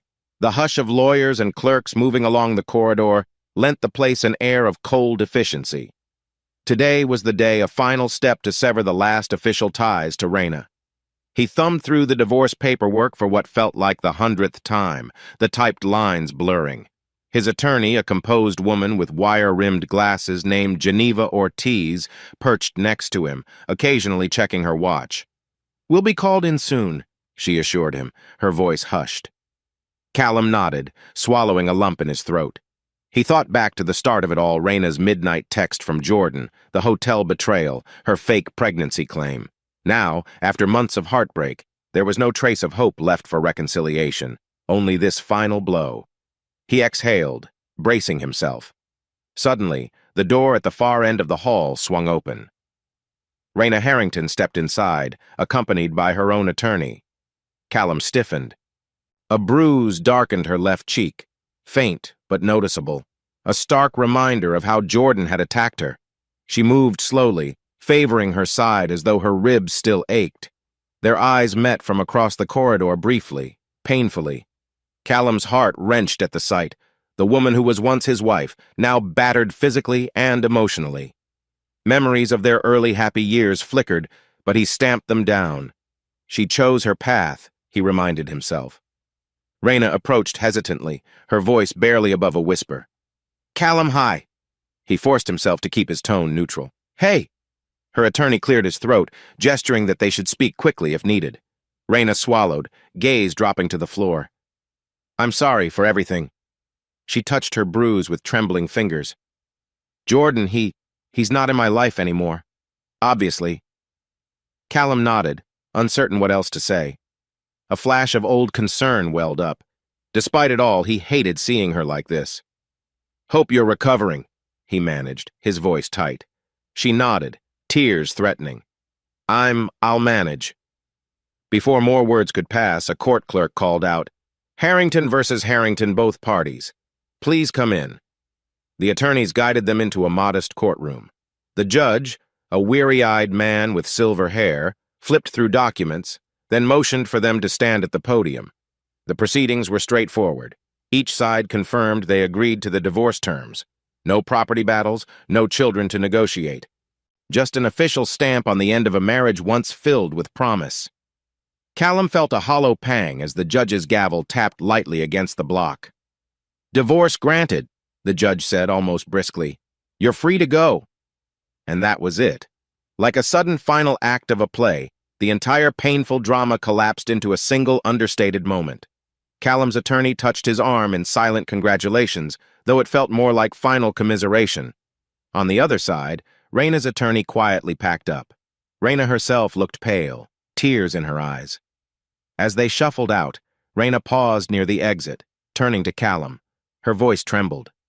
"Even though we're done, I just thank you for once caring about me. I ruined it, but I never stopped valuing that." He opened his mouth, unsure of how to respond. At length, he said simply, "Take care of yourself." She managed a shaky smile, then walked away, head bowed. Ong Frank Vaba Heather. Her parents stood by the hall, sorrow etched across their faces. They offered Callum a regretful nod, then trailed after Raina, quietly supporting her. Callum watched them go, an ache in his chest. Part of him wished it all had been different, but the harsh reality stood firm. Their bond was severed, leaving him with an emptiness he wasn't sure how to fill. "Ready?" Geneva asked gently. He squared his shoulders, swallowing hard. "Yes," he breathed, sliding the final papers into his briefcase. "Let's go." They stepped outside. The bright midday sun momentarily dazzled Callum's eyes. He felt the weight of finality bearing down memories and illusions burned away like morning mist under the glare. He inhaled, letting the crisp air fill his lungs. "I'm free now," he told himself, though his heart felt a pang of lingering sadness. His phone vibrated in his pocket. He glanced at the screen. A message from his mother, Ba Marjorie, reading, "Thinking of you. It's a tough day, but you'll get through it. Love you." He typed a quick reply. "It's final. I'm okay. Thanks." Standing on the courthouse steps, he closed his eyes for a moment, recalling the vow he made long ago, never to let betrayal define him. Raina's choices had led them here, but his life didn't have to stay anchored in bitterness. Today signaled an end, yet also a chance at a new beginning. He exhaled a trembling breath. "I will move on," he murmured under his breath. Then, with determined steps, he walked toward his car, leaving the courthouse and that broken chapter of his life behind. 2 weeks had passed since the divorce was finalized, but Callum Harrington still felt echoes of that courtroom moment. He poured himself into work at Houston Auto Rovers, finalizing sales, scanning new RV arrivals, anything to keep from dwelling on the emptiness. Yet a piece of him recognized he couldn't bury his heart forever. One evening, as dusk settled in a haze of purple and gold, his phone chimed with a message from Selena Ridgway. "Need a break from family drama? Up for a walk or coffee? No sales pitch required?" A faint smile tugged at Callum's lips. He'd seen Selena only briefly since the barbecue at her grandparents' place, but the memory of her quiet empathy lingered. Typing back, he agreed to meet at a local lakeside park. The idea of fresh air and calm water appealed to him more than any bustling cafe. A gentle breeze rustled the trees as they strolled along the lake's edge, the shoreline dotted with lampposts casting warm halos on the path. Selena wore a light jacket, arms crossed casually as she took in the shimmering reflection of city lights dancing on the water's surface. "It's pretty," she murmured, glancing sideways at Callum. "A nice change from stuffy social events." He nodded. "This used to be a favorite spot for me. I'd come here whenever I needed to think." He paused, exhaling slowly. "Haven't been here in a while, though." She kicked at a pebble, watching it skip across the asphalt. "How have you been since, the final hearing?" Callum considered her question. Oddly numb at first, then waves of relief, guilt, sadness, a real emotional roller coaster. Selena hummed in understanding. "Makes sense. Divorce is no small thing." They walked a few moments in silence. A couple jogged by, headphones in, not noticing the tension or vulnerability swirling around these two near strangers turned something else. Eventually, Selena spoke again, her tone gentle. "I know you're still healing. I'm not expecting you to just bounce back, but I do think you deserve peace." He swallowed the knot in his throat. "Thanks. I'm trying." He paused, stepping aside as a family with strollers passed by, cooing at a baby.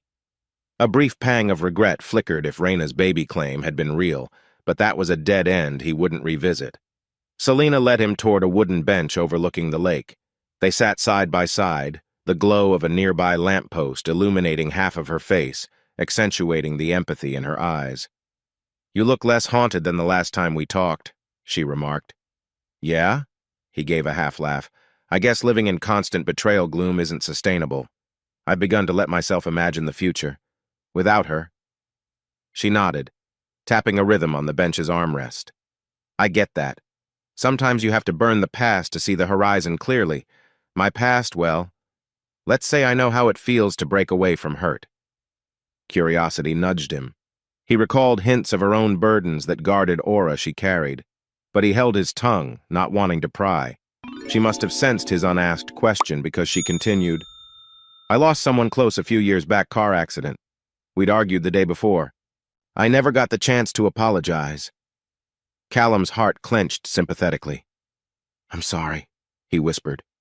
She shrugged, a shadow crossing her features. "It messed me up for a while. Made me push people away. Didn't want to risk caring and losing again." Her gaze shifted to him, eyes shimmering with candor. "Sometimes it's easier to pretend we don't need anyone." He exhaled, an ache of recognition threading through his chest. "I spent so long on edge, waiting for Raina to come back or to ask for forgiveness. But after everything, her lies, the heartbreak, I realized I can't keep clinging to illusions." Selina placed a tentative hand over his. Her touch was warm, a silent offer of comfort that caught him off guard. "Maybe illusions keep us going until we realize we can do better," she said quietly. They locked eyes. The hush of night seemed to cradle them, the distant hum of cars on the highway a muted backdrop. Callum felt his pulse quicken, noticing the subtle vulnerability in her expression, a mirror to his own. He inhaled, words tangled. "I appreciate you being here," he managed, voice rough. "I'm not sure what this is, or what I'm ready for, but I do know you make me feel calmer." A faint, genuine smile curved Selina's lips. "No pressure. We can just figure it out, step by step." Her closeness stirred an unexpected longing. Gently, he brushed a strand of hair from her face. They leaned in, the air crackling with a tender hush, and their lips met in a soft, lingering kiss. It wasn't laced with fiery passion or desperation. It was gentle, cautious, two wounded souls daring to trust a spark of new warmth. When they pulled apart, both exhaled shaky breaths. A shy laugh bubbled from Selina. "I didn't plan on that," she admitted, cheeks flushing, "but I'm not complaining." Callum felt his heart flutter, a subtle wave of relief washing over him. "Me neither," he said, voice laced with tentative hope.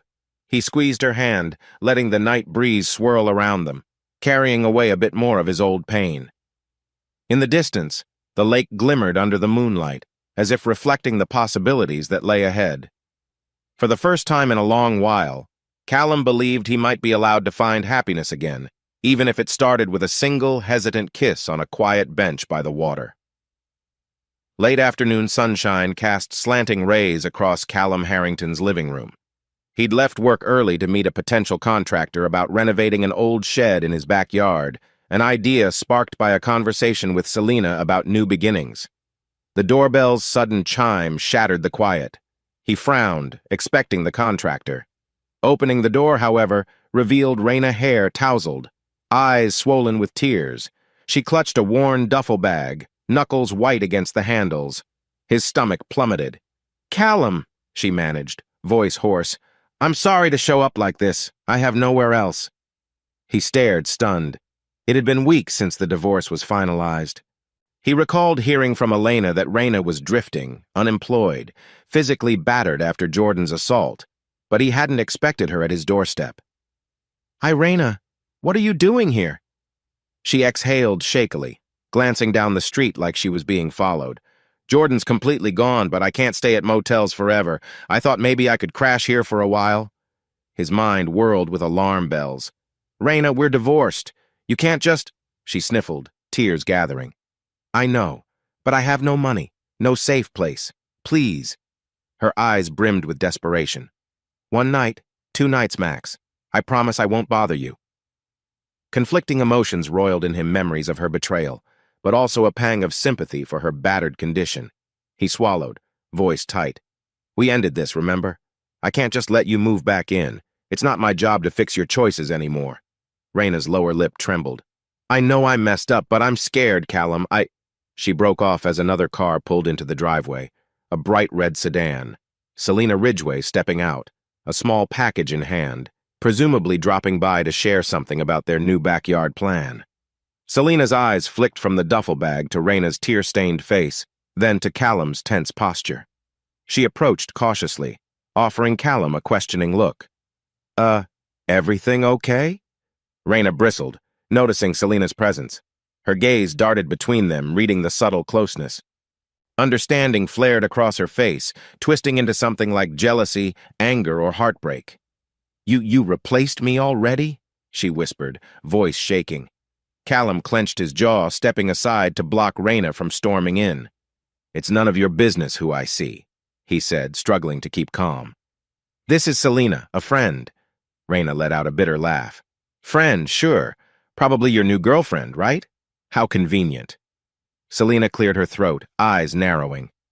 Look, I don't want trouble. Callum, I can come back later. Callum raised a hand, signaling her to wait. Raina, you need to calm down. Selina's not the point here. You came asking for a place to stay, but you're insulting me in my own home. Raina's voice cracked, a swirl of pain and defiance. I'm sorry, I thought maybe you'd have compassion left. Guess not. She dropped the duffel, tears streaming. You loved me once. Something in Callum snapped. That was before you trampled on it. We're done. I can't be your safety net after everything. He paused, noticing her shaky stance, the raw sorrow emanating from her. Go to your parents, or Elena, anyone but me. Raina let out a wounded sob. They're tired of me too. I messed up everything. Her gaze locked on Selina. And now I see I'm truly replaced. Selina stepped forward, voice calm but firm. Look, Raina, you might see me as the bad guy, but the truth is you have no right barging in here demanding sanctuary from the person you hurt. That's not how it works. Raina glared, tears turning to anger. Shut up. You know nothing about our marriage. Selina's jaw tightened, but she remained composed. You're right. I only know what Callum told me, but I do know you can't expect him to fix your life now. For a moment, Raina looked ready to lash out physically. She raised a trembling hand as though to shove Selina aside, but Callum quickly stepped between them, voice sharp. Enough! Raina froze, tears glistening. She wavered, then collapsed against the doorframe, shoulders shaking. I have nowhere, she whispered brokenly. Just then, Ong Frank Vaba Heather Raina's parents appeared, hurrying up the walkway. Elena must have alerted them. Heather gently guided Raina away from the threshold, tears in her own eyes. Come home with us, she pleaded. We'll figure something out. Raina resisted weakly at first, but the sight of her mother's concern drained her anger. She let them pull her away, casting one last anguished glance at Callum. I'm sorry, she repeated, voice cracking. Callum stood there, heart pounding as they coaxed Raina to the car.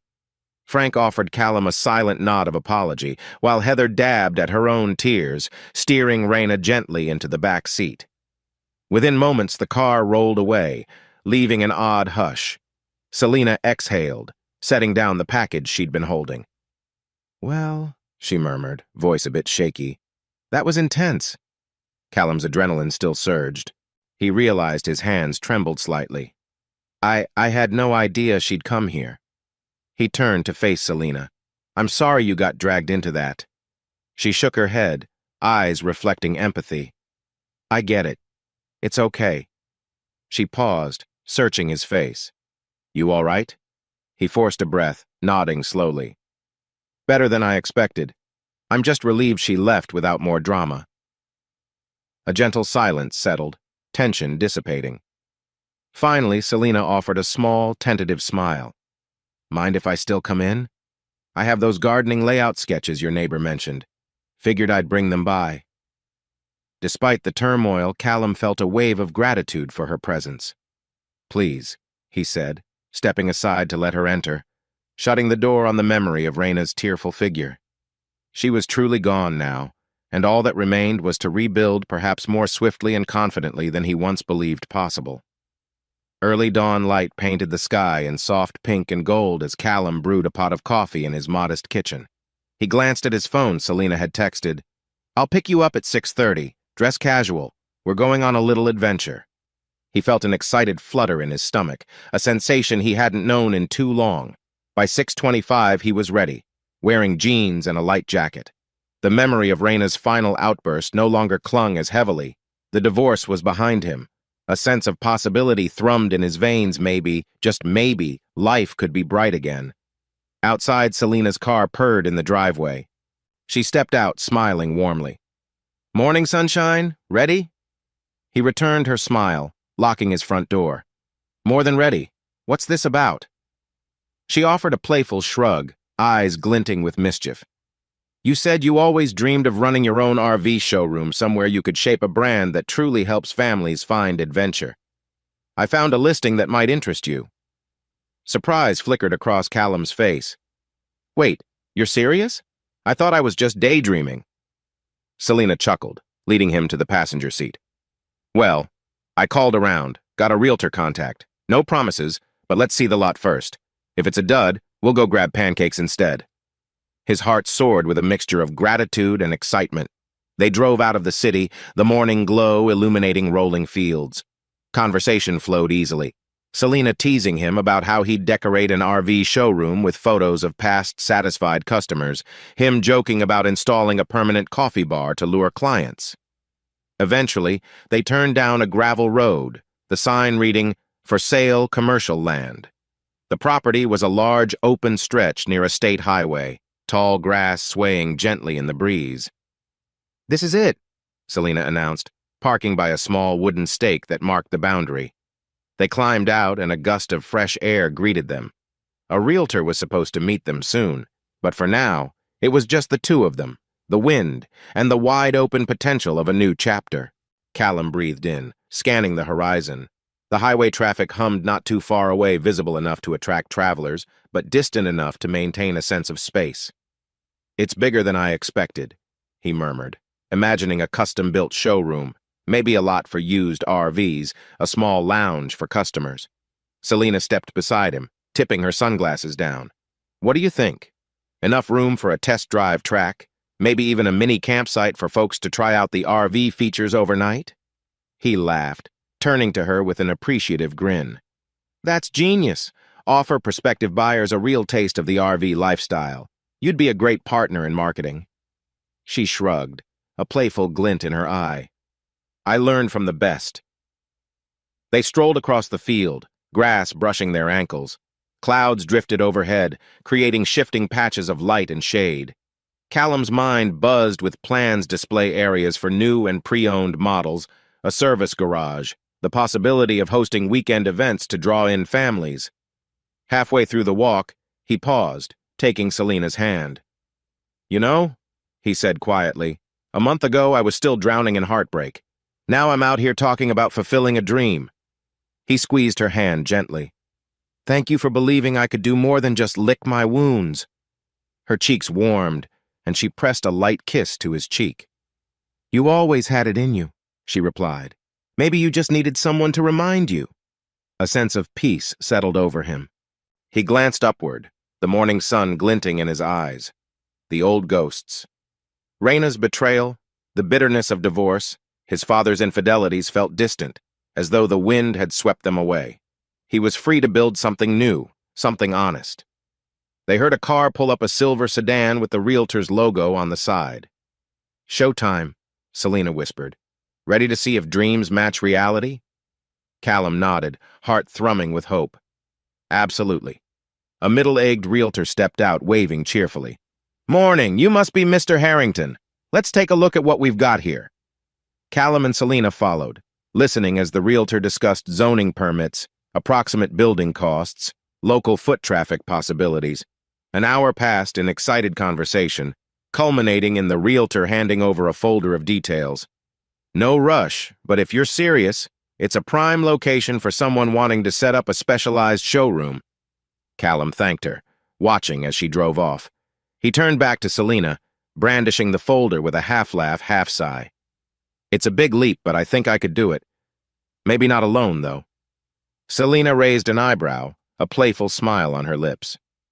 Well, you know where to find a partner in marketing. I've got free weekends. He grinned, slinging an arm around her shoulder. They lingered a moment, absorbing the land's tranquil energy. I used to think my life ended the day Raina walked out with Jordan, he admitted softly. Now, standing here, I see a future. A damn good one. Selina squeezed his waist affectionately. And I see you forging it with your own hands. She glanced at the sky, a subtle breeze catching her hair. Maybe this is just the beginning. A gentle warmth suffused Callum's chest. He cupped Selina's cheek, leaning in for a brief, tender kiss. When they broke apart, he gazed at the property one last time before turning toward the car. I've lost everything, he thought, and found a chance to be myself again. They drove away, the morning sun bright on the windshield, the folder of real estate documents resting in Callum's lap like a ticket to a bold new chapter. In that moment, as the car smoothly merged onto the highway, he smiled at Selina and she smiled back. The past was behind him, a mosaic of lessons learned. The future sprawled ahead, open as the road they traveled.